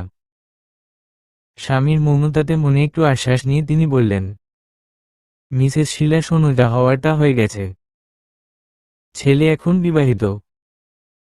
তুমি আর অমত করো না, মেনে নাও সেটাই ভালো হবে। কাশিম সাহেবে আমার ভালো মন্দ আমার উপরে ছেড়ে দাও। তোমরা মা ছেলে এত বড় ষড়যন্ত্র করার সময় আমার পরামর্শ নিয়েছ? মিসেস শীলা একবার মেয়েটাকে বুকে টেনে নিয়েই দেখো না। বিদিশা তো এখন আমাদের ঘরের বউ। আমাদের পরিচয় পরিচিত। ওর জন্ম পরিচয় দিয়ে কি হবে? যা তো মা দিশা, শ্বশুরকে সালাম করে দোয়ানে। বিদিশা সালাম করতে গেলে প্রথম দিনের মতো পা সরিয়ে নেয় কাশিম সাহেবে। আর বলে, কাশিম সাহেবে খবরদার মেয়ে। ন্যাকামি করে একদম পা ছুতে আসবে না, তোমাকে যে ঘরে তুলেছে তার পা ধরো। আর একটা কথা, এই মেয়ের হাতের কোনো জিনিস আমি খাবো না আজ থেকে। এই মেয়ে যেন আমার থেকে দূরে থাকে বলে দিলাম। এই বলে হনহন করে হাঁটা দিলেন নিজের ঘরে। রাতের বেলায় মিসেস শীলা আর জয়া দুজনে জুবাইর আর বিদিশার বাসর ঘর সাজাচ্ছে। ঘর সাজাচ্ছেন আর আঁচলে চোখ মুছছেন মিসেস শীলা। মিসেস শীলার দু চোখে পানি দেখে জয়া বলে উঠল, জয়া ও মা কাঁদছ কেন? জয়ের কথায় চোখ মুছে মেয়ের দিকে তাকায় তিনি, আর বলে, মিসেস শীলা কই কাঁদিনি তো। জয়া আমি স্পষ্ট দেখেছি। তুমি কি খুশি না মা? মিসেস শীলা খুশি হব না কেন? জয়া তাহলে কাঁদছ কেন? মিসেস শীলা না কেঁদে কি করব রে মা? আমার একমাত্র ছেলের বিয়ে নিয়ে কত স্বপ্ন ছিল। আর সেই ছেলের বিয়ে কিনে আমন লুকিয়ে দিচ্ছি। আর দেখ কেমন হতভাগী মা আমি, নিজের ছেলের বাসর ঘর নিজে সাজাচ্ছি। গ্রামে হলে ছি হহ পড়ে যেত। জয়া তাতে কি তুমি আধুনিক যুগের শাশুড়ি? ইতিহাস লিখছ মা ইতিহাস? মুচকি হেসে মিসেস শীলা মুখে কপট রাহেনে বললেন, মিসেস শীলা, ইতিহাস তো এখন লিখব তোর গায়ে। ঝাঁটাটা কোথায় রে? জয়া, তার আগেই আমি পালিয়ে যাব। হা হা হা। জয়া ঘর ছেড়ে দৌড়ে নিজের ঘরে চলে আসলো। আজ তার খুব আনন্দ হচ্ছে। বিদিশা এখন তার ভাবি। এখন আর বিদিশা দূরে যাবে না তার থেকে। আজ জুবাইর আর বিদিশার বাসর রাত। স্বামী আর স্ত্রীর জীবনে সবচেয়ে গুরুত্বপূর্ণ রাত। জুবাইর ঘরে আসতেই বিদিশা তাকে সালাম করল। জুবাইর পায়ে একটা নুপুর পরিয়ে দিল। আপনারা হয়তো ভাবছেন সামান্য নুপুর। না, এটা সামান্য নয়, এটার মান অনেক বেশি। যা জুবাইরের কাছ থেকে কেনার মতো কারো টাকা নেই। কারণ সে খুব পছন্দ করেই নুপুরটা কিনেছিল বাসর রাতে বউকে পরিয়ে দিবে বলে। আজ তার মনের আশা পূর্ণ হয়েছে। এরপর জুবাইর বিদিশাকে অজু করে আসতে বলল। তারপর দুজনে 2 রাকাত নফল নামাজ পড়ে নিল। এরপর জুবাইর বিদিশাকে বলল, জুবাইর, জানো বিদিশা, বাসর রাত অনেক মহিমার একটা রাত। কারণ এই রাতে দুজন নারী পুরুষ বৈধভাবে একে অপরের কাছে আসে। অবশ্য কাছে আসার আগে মোহরানা শোধ করতে হয়। তোমার গলায় যে লকেট আর চেইন, এটা আমাদের বিয়ের মোহরানার পরিসমান দামি। আর একটা কথা, চলো আজ রাতে দুজন দুজনের কাছে ওয়াদা করি। আমি কি ওয়াদা করব তুমি বলে দাও দিশা? বিদিশা, আমার একটা কথা রাখবে? জুবাইর, হ্যাঁ বলো। বিদিশা, আমি একটিবার আমার জন্ম পরিচয় জানতে চাই। আমার জন্মদাতার মুখোমুখি হতে চাই একবার। আমার পরিচয় খুঁজে দিবে? জুবাইর, দিব। তবে তোমাকে 2টা কথা দিতে হবে। প্রথমত, বাবার মন জয় করতে হবে। দ্বিতীয়ত, পড়াশোনা চালিয়ে যেতে হবে। আমরা দুজনে যেহেতু ছাত্র জীবনে বিয়ে করেছি, কেউ যাতে না বলতে পারে আমরা ভুল করেছি। দুজনকে অনেক বড় হতে হবে। রাখবে আমার কথা? বিদিশা, হুমম রাখব। তারপর তারপর জুবাইর আর বিদিশার জীবনে নতুন এক ভালোবাসাময় রাতের সূচনা হয়। দুজনে আঁকড়ে ধরে দুজনকে, ডুব দেয় একে অপরের মাঝে পবিত্র মিলনে। কবে যে আমি ডুব দিব এমন একজনের মাঝে। হিংসা হয়, বড্ড বেশি হিংসা হয় অন্যের এগুলো দেখলে। তবে দুজনের জীবনে নতুন সকাল আসবে নতুন একটা চ্যালেঞ্জ নিয়ে। বিদিশাকে জুবাইরের বাবার মন জয় করতে হবে। আর জুবাইরকে খুঁজে বের করতে হবে বিদিশার বাবার পরিচয়। অস্তিত্বের লড়াইয়ে নামতে হবে রাত শেষ হলে।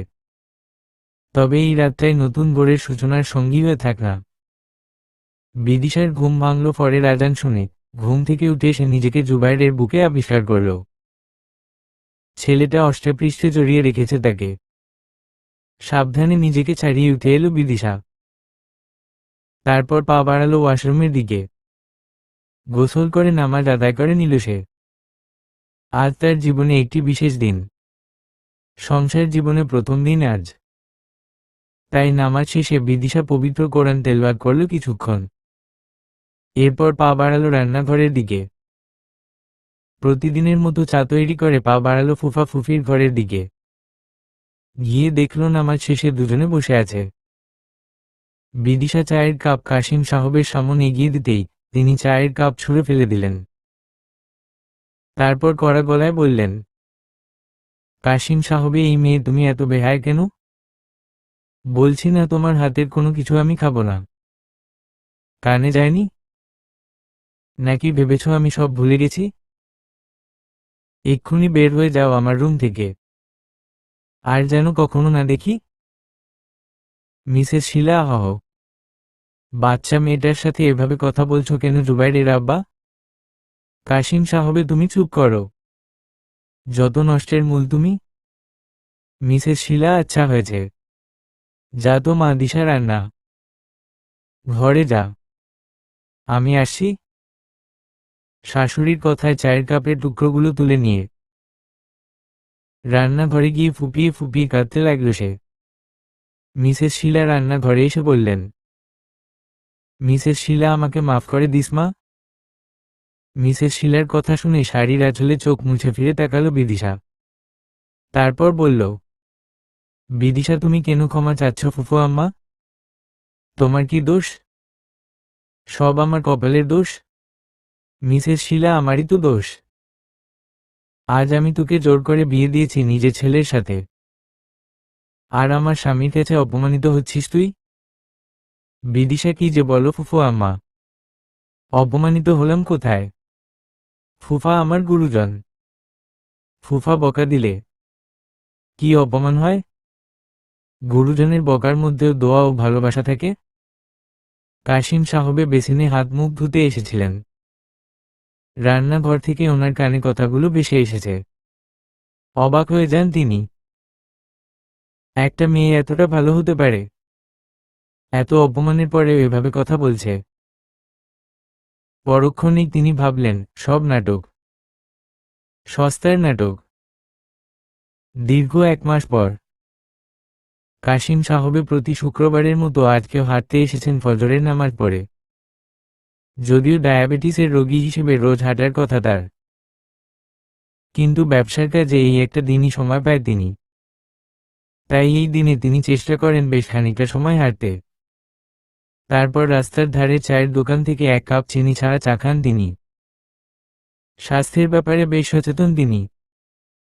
কখনো সুগার লেভেল হাই হতে দেন না। হাঁটতে হাঁটতে আজকে প্রচণ্ড ক্লান্ত হয়ে পড়েছেন তিনি।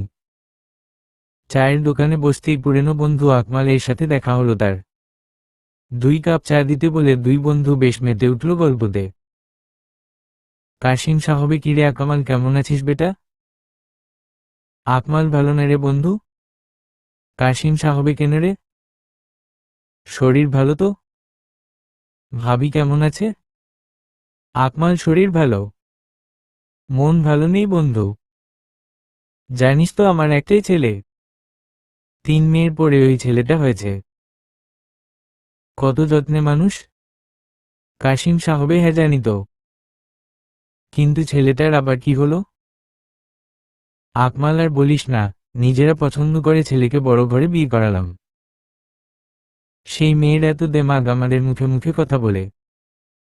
সেদিন তো তোর ভাবিকে যাতা বলে অপমান করল। ছেলে বাধ্য হয়ে বউকে নিয়ে আজ কয়েক মাস আলাদা। খোঁজ খবর নেয় না আমাদের।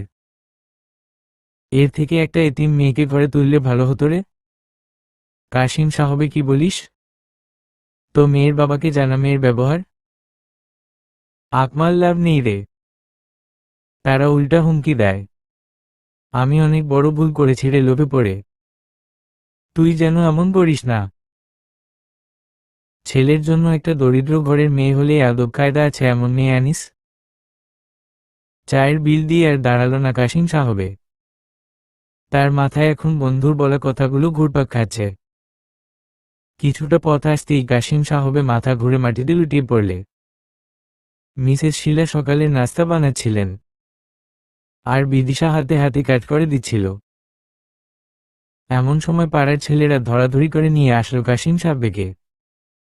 জলদি করে এগিয়ে এসে ড্রয়িং রুমের ফ্যান ছেড়ে দিল বিদিশা। সবাই মিলে ধরাধরি করে সোফার মধ্যে শোয়াল কাশিম সাহেবকে। মিসেস শীলা স্বামীর পাশে বসে রইলেন। বিদিশা রান্নাঘরে দৌড়ে গিয়ে 1 গ্লাস লবণ চিনির শরবত এনে মিসেস শীলার হাতে দিল। চিনির শরবত খেতেই কিছুটা সুস্থ বোধ করলেন কাশিম সাহেবে। মিসেস শীলা তো অবাক। বিদিশাকে জিজ্ঞেস করলেন, মিসেস শীলা, এর আগে তো তুই থাকতে কখনো ওর সুগার ফুল করেনি, তাহলে তুই কিভাবে বুঝলি চিনির শরবত খাওয়াতে হবে? বিদিশা বলল, বিদিশা, আমি পেপারে পড়েছিলাম, ডায়াবেটিসের রোগীর সুগার লেভেল নেমে গেলে মাথা ঘুরে যায়, তখন চিনির শরবতই তাদের ঔষধ। আর ফুফা যেহেতু হেঁটে এসেছে অনেকটা পথ, তাতে সুগার লো হওয়াটাই স্বাভাবিক। মিসেস শীলা গর্বের হাসি হেসে বললেন, মিসেস শীলা, দেখেছ জুবাইরের আব্বা, আমি ভুল কাউকে ঘরে তুলিনি। রাতের বেলা সবাই খাবার খেতে বসেছে। বিদিশা আজ খেজুরের গুড়ের পায়েস রান্না করেছে। পায়েসের বাটি টেবিলের উপর রাখতে রাখতে বিদিশা বলল, বিদিশা, যাদের সুগার লেভেল কম তারা খেতে পারে এই পায়েস। আমি রেখে গেলাম। টেবিলের কেউ কোনো কথা বলল না। মিসেস শীলা মুচকি মুচকি হাসছেন। খাবার শেষে আর চোখে কয়েকবার প্যারিসের দিকে তাকিয়েও না খেয়ে উঠে গেলেন কাশিম সাহেব।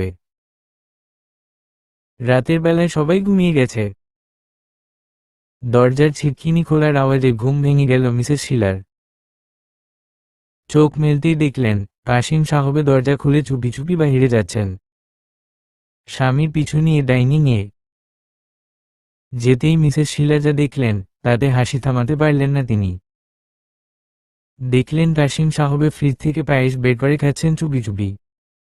হাসতে হাসতে মিসেস শীলা ঘরে গিয়ে শুয়ে পড়লেন। কেটে গিয়েছে আরে কিছুদিন। কাশিম সাহেব বিদিশাকে যত অপমান করত, বিদিশা জবাবে যেন আরো বেশি আন্তরিকতা দেখাত। এভাবে আস্তে আস্তে বিদিশার প্রতি কখন যে মন নরম হয়ে গেছে কাশিম সাহেব নিজে জানেন না।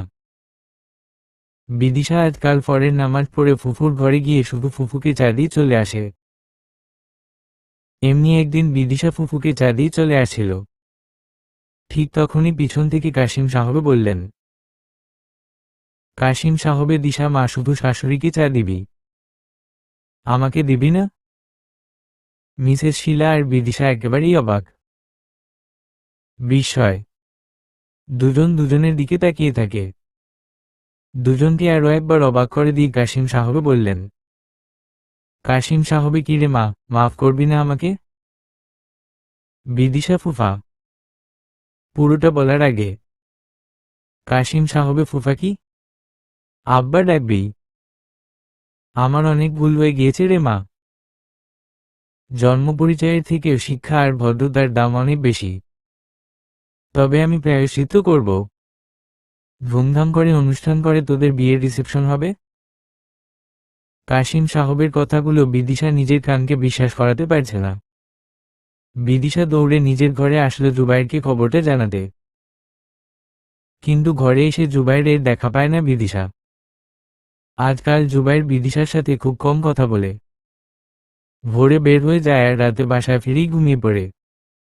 বিদিশা জিজ্ঞেস করলে কিছুই বলে না সে। বিদিশার আজকাল খুব ভয় করছে। অনেক সাধনার পর শ্বশুরের মন জয় করেছে সে। কিন্তু বিদিশা নিজের স্বামীকে হারিয়ে ফেলছে না তো? তার কপালে কি আদৌ এত সুখ আছে? শেষ পর্বটি মনোযোগ দিয়ে পড়বেন, সবার কাছে এটা আমার অনুরোধ। সাথে করে টিস্যু এনেছেন তো? নিত্যদিনের মতো আজও রাতের বেলা বেশ দেরি করে বাসায় ফিরল জুবাইর। তারপর ফ্রেশ হয়ে ঘরে আসতেই বিদিশা হাসি মুখে এগিয়ে এসে বলল, বিদিশা তোমাকে আমার কিছু বলার আছে জুবাইর। বিদিশাকে থামিয়ে দিয়ে জুবাইর বলল, জুবাইর তার আগে তোমাকে কিছু জানানোর আছে আমার দিশা। জুবাইর এর কথা শুনে বুকের ভেতর ধক করে উঠল বিদিশার। কি এমন বলবে জুবাইর? জুবাইর বলতে শুরু করল, জুবাইর জানো দিশা, এই কয়টা দিন খুব ভয় ছিলাম। বারবার মনে হচ্ছিল তোমাকে দেওয়া কথা আমি রাখতে পারবো কিনা। তবে সৃষ্টিকর্তা আমার সাথে ছিলেন তাই হয়তো আজকে আমি সফল হয়েছি। আমাকে 1 কাপ কফি করে দিবে। কফি খেতে খেতে বললে ভালো হতো। বিদিশা তুমি বসো, আমি বানিয়ে আনছি। জুবাইর আচ্ছা শোনো 2 কাপ বানাবে। তারপর ছাদে নিয়ে আসো, আমি যাচ্ছি। বিদিশা ওকে। ছাদে কফি হাতে বসে আছে জুবাইর আর বিদিশা। জুবাইর বলতে শুরু করল, জুবাইর হসপিটালে অনেকদিন ঘোরাঘুরি করে সবটা জানতে হয়েছে। ভাগ্যিস কিছু সিনিয়র স্টাফ ছিল হসপিটালে, যাদের জন্য কাজটা সহজ হয়ে গেছে। তোমার বাবার নাম আক্কাস আলী। তিনি একজন বড় ব্যবসায়ী ছিলেন সেই আমলে। তবে শুনেছি চরিত্র ভালো ছিল না। তোমার মায়ের রূপে পাগল হয়ে বিয়ে করলেও খুব অত্যাচার করত। জানো বিদিশা, তোমার মায়ের বিরুদ্ধে আগে থেকেই ষড়যন্ত্র হয়েছিল। তোমার বাবার পরিচিত একজন হসপিটালের স্টাফ ছিল। সেই স্টাফকে আগে থেকে কিছু টাকা দিয়ে তোমার বাবা ভুয়া নাম ঠিকানা দিয়ে ভর্তি করাই হসপিটালে। কারণ তারা খুব ভালো করেই জানত তোমার মা বাঁচবে না। ঘটনাটি মিডিয়াতে জানাজানি হওয়ার পরে এই হসপিটাল থেকে ওই স্টাফকে সরিয়ে ফেলা হয়, যাতে হসপিটালের রেপুটেশন নষ্ট না হয়। আমি পুরনো কিছু স্টাফকে ধরে ওই স্টাফকে খুঁজে বের করেছি। পরে তার বাড়িতে 4 দিন ধরে ঘোরাঘুরি করে তাকে পেয়েছি। তার থেকেই জানতে পেরেছি তোমার মা ছিল গরিব ঘরের সুন্দরী মেয়ে। তোমার বাবা তার রূপের মোহে বিয়ে করলেও তোমার বাবা আর তার বাড়ির লোকজন খুব অত্যাচার করত তাকে। এমনকি তুমি হওয়ার দিনেও তার পেটে লাথি দেওয়া হয়। অবস্থা বেগতিক দেখে ওরা হসপিটালে নিয়ে আসে ঠিকই, কিন্তু ভুল ঠিকানা দিয়ে ভর্তি করে পালিয়ে যায়। আর তাছাড়া 18 বছর আগের কথা, তখন এতটা সচেতন ছিল না। আর হসপিটাল নিজেদের স্বার্থে চেপে যায় পুরো ব্যাপারটা। আমি তোমার বাবার ঠিকানা জোগাড় করেছি, তুমি কি যাবে দেখা করতে? বিদিশা কিছুই বলল না। তার চোখ দিয়ে নোনা জলের ধারা বেয়ে পড়তে লাগল। এত আঘাত সহ্য করেছে তার মা, এত। পরের দিন সকালবেলায় বিদিশাদের গাড়ি থামলো একটা পাকা দোতলা বাড়ির সামনে। গাড়ি থেকে নেমে এগিয়ে গেল বিদিশা আর জুবাইর। সামনে একজন মধ্যবয়সী লোক বসা ছিল। জুবাইর তাকে জিজ্ঞেস করল, জুবাইর, এটা কি আক্কাস আলীর বাড়ি? লোকটা ছিল এখন আর নেই। জুবাইর, মানে? লোকটা উনি এই বাড়ি বিক্রি করে দিয়েছেন। আমি কিনেছি, এখন আমি থাকি। জুবাইর কোথায় গিয়েছে বলতে পারেন? লোকটা জানি না, মরে টরে গেছে হয়তো। গ্রাম থেকে তাড়িয়ে দেওয়া হয়েছে তাকে। তারপর থেকে কেউ খবর জানে না তার। জুবাইর, তাড়িয়ে দেওয়া হয়েছে কেন? লোকটা, আরে ভাই, বাপকে ছাড়ে না। নিজের প্রথম বউকে তো নিজ হাতে মেরেছে। সে গরিবের মেয়ে ছিল, তাই বিচার হয়নি। পরে এক বড়লোকের মেয়েকে বিয়ে করেছিল। বিয়ের 10 বছর পরেও ছেলে মেয়ে হয়নি। বউ ছেড়ে দিয়েছে ওকে। তারপর থেকে একাই ছিল। ভাই ভাতিজারা সম্পত্তি লুটেপুটে খেয়েছে। বছর 5 আগে তার এইডস ধরা পড়ে। তাই গ্রামের মাতাব্বররা মিলে তাড়িয়ে দিয়েছে গ্রাম থেকে। আমার কাছে বাড়ি বিক্রি করে দিয়ে কোথায় গেছে কে জানে। হয়তো মরে গিয়েছে এতদিনে। জুবাইর, ঠিক আছে, ধন্যবাদ, আসি। কথাটা বলে জুবাইর গাড়ির দিকে হাঁটা শুরু করল। বিদিশাও অনুসরণ করল তাকে। হঠাৎ পিছন থেকে এক বৃদ্ধা মহিলা তাদেরকে ডেকে উঠল। বৃদ্ধা মহিলা, ও মেয়ে, শোনো একটুখানি। তোমার বাপের নামই কি? বাড়ি কই? বিদিশা কোনো কথা বলল না। বৃদ্ধা মহিলা আবারও বলতে শুরু করল। বৃদ্ধা মহিলা, ওই যে বাড়িটা দেখছো, ওই বাড়িতে একটা বউয়া ছিল। নাম আফরোজা। কি যে ভালো মাইয়া, লাখে একটা। আমারে সারাক্ষণ চাচি চাচি কইরা পাগল হইত। কিন্তু জালেমের গোষ্ঠী মেয়েটারে বাঁচতে দিল না গো। খালি অত্যাচার করত। পোয়াতি অবস্থায় সে কি মায়ের দেখলে শত্রুও কানব। তারপর ওই যে হাসপাতাল নিয়ে গেল, আর ফিরে আইল না মাইয়ারা। শুনেছি ময়রা গেছে হতবাগী। ময়রা বাঁচছে।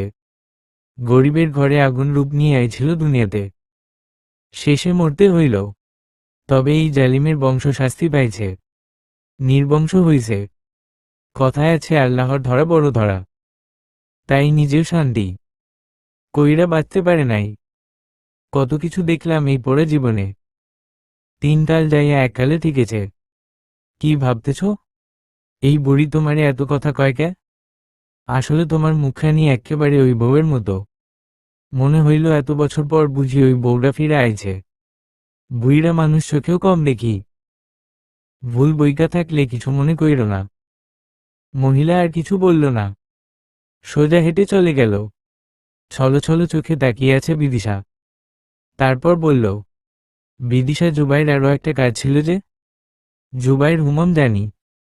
এখন আমরা সেখানে যাব, গাড়িতে উঠো। কিছুক্ষণ পরে হাসপাতালে এসে পৌঁছালো বিদিশা আর জুবাইর। বিদিশা দাঁড়িয়ে আছে হাসপাতালের সামনের কবরস্থানে। এখানেই বেওয়ারিশ লাশগুলো দাফন করা হয়। হাসপাতালের কেউ বলতে পারেনি বিদিশার মায়ের কবর কোনটা। 18 বছর আগের সেই হতভাগীকে কেই বা মনে রাখবে? আর গাড়ি বা সময় আছে?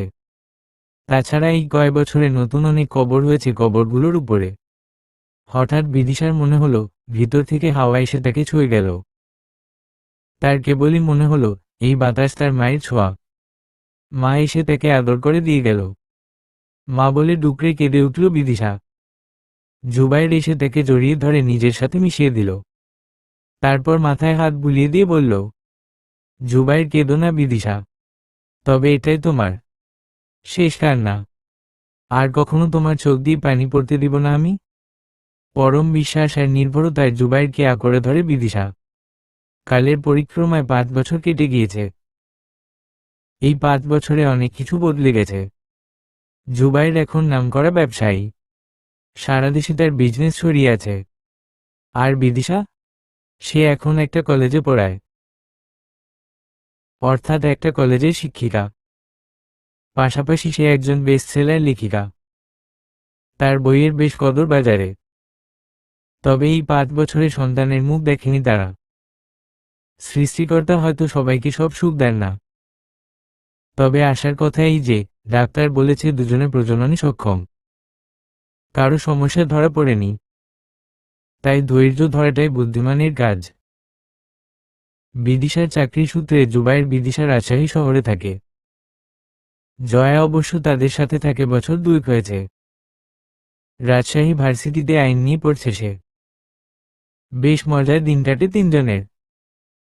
দিন শেষ ছাদের উপরে আড্ডা বসে। আজকাল বিদিশা লক্ষ্য করছে জয়া একা থাকতে বেশি পছন্দ করে।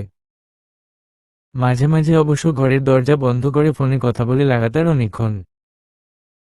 বিদিশা অবশ্য আজ করেছে জয়া প্রেমে পড়েছে। একদিন তো বিদিশা জিজ্ঞেস করে বসল, বিদিশা কি রে ছেলেটাকে? জয়া কোন ছেলে? বিদিশা বাব্বা, কিছুই বুঝিস না, আমাকে কি ভাবিস আমি বাচ্চা? তলে তলে প্রেম করছিস সব টের পাচ্ছি। ওই স্টেজ পার করে এসেছি আমি। হুহহ। জয়া কই না তো? বিদিশা মিথ্যুক। বলবি না তো? ঠিক আছে বলবি না যখন আমি গেলাম তোর ভাইকে জানাতে। জয়া এই ভাবি দাঁড়াও বলছি। তার আগে কথা দাও ভাইকে বলবে না? বিদিশা আচ্ছা বলবো না। জয়া ওর নাম নীল, আমার ডিপার্টমেন্টের সিনিয়র, খুব ব্রিলিয়ান্ট স্টুডেন্ট। বিসিএ সেভ হয়ে যাবে দেখো। ও বলেছে তারপর বাড়িতে প্রস্তাব দিবে। বিদিশা তা কতদিন? জয়া 11 মাস। বিদিশা আর তুই আমাকে বলিসনি আমি কি এতই খারাপ? জয়া এখন বললাম তো রাগ করিও না। বিদিশা তাহলে বল দেখা করাবি? জয়া হুমম করাবো।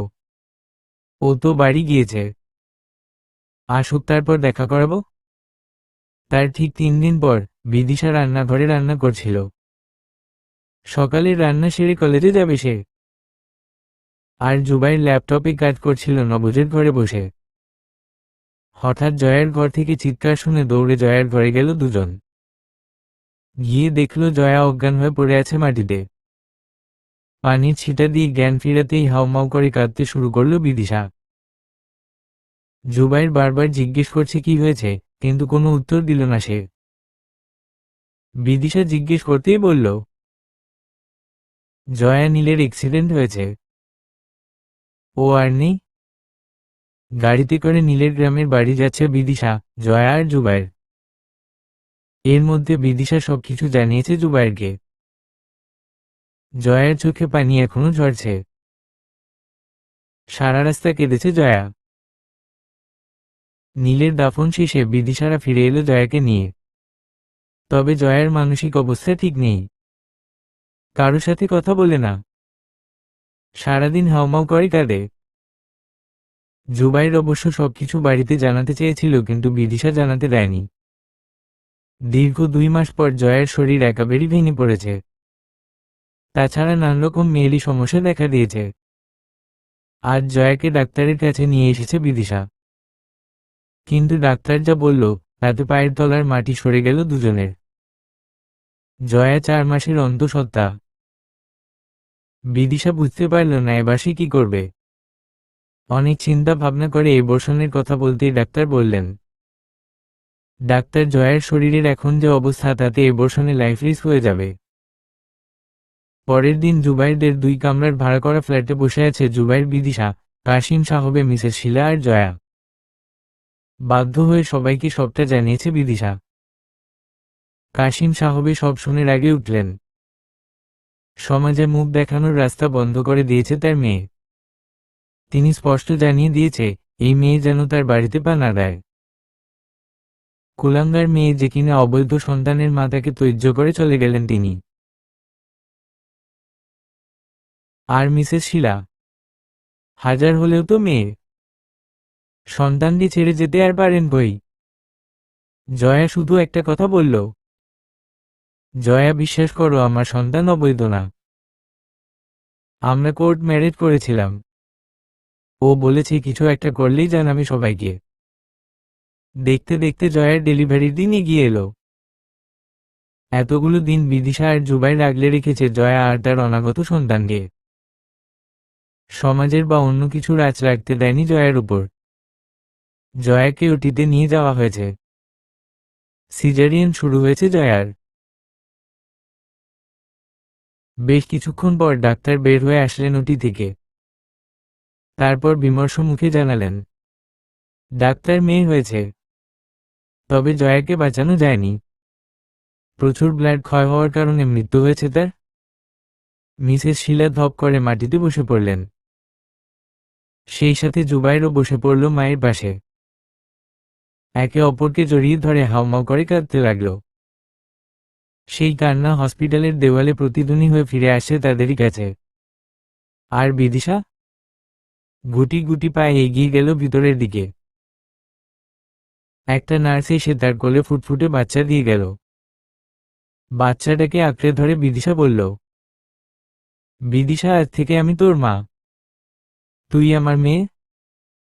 প্রকৃতি হয়তো চেয়েছিল বিদিশা তার ঋণ পরিশোধ করুক। আর ঠিক এভাবেই শুরু হলো আরও একটা পরিচয়হীন মেয়ের গল্প। সমাপ্ত।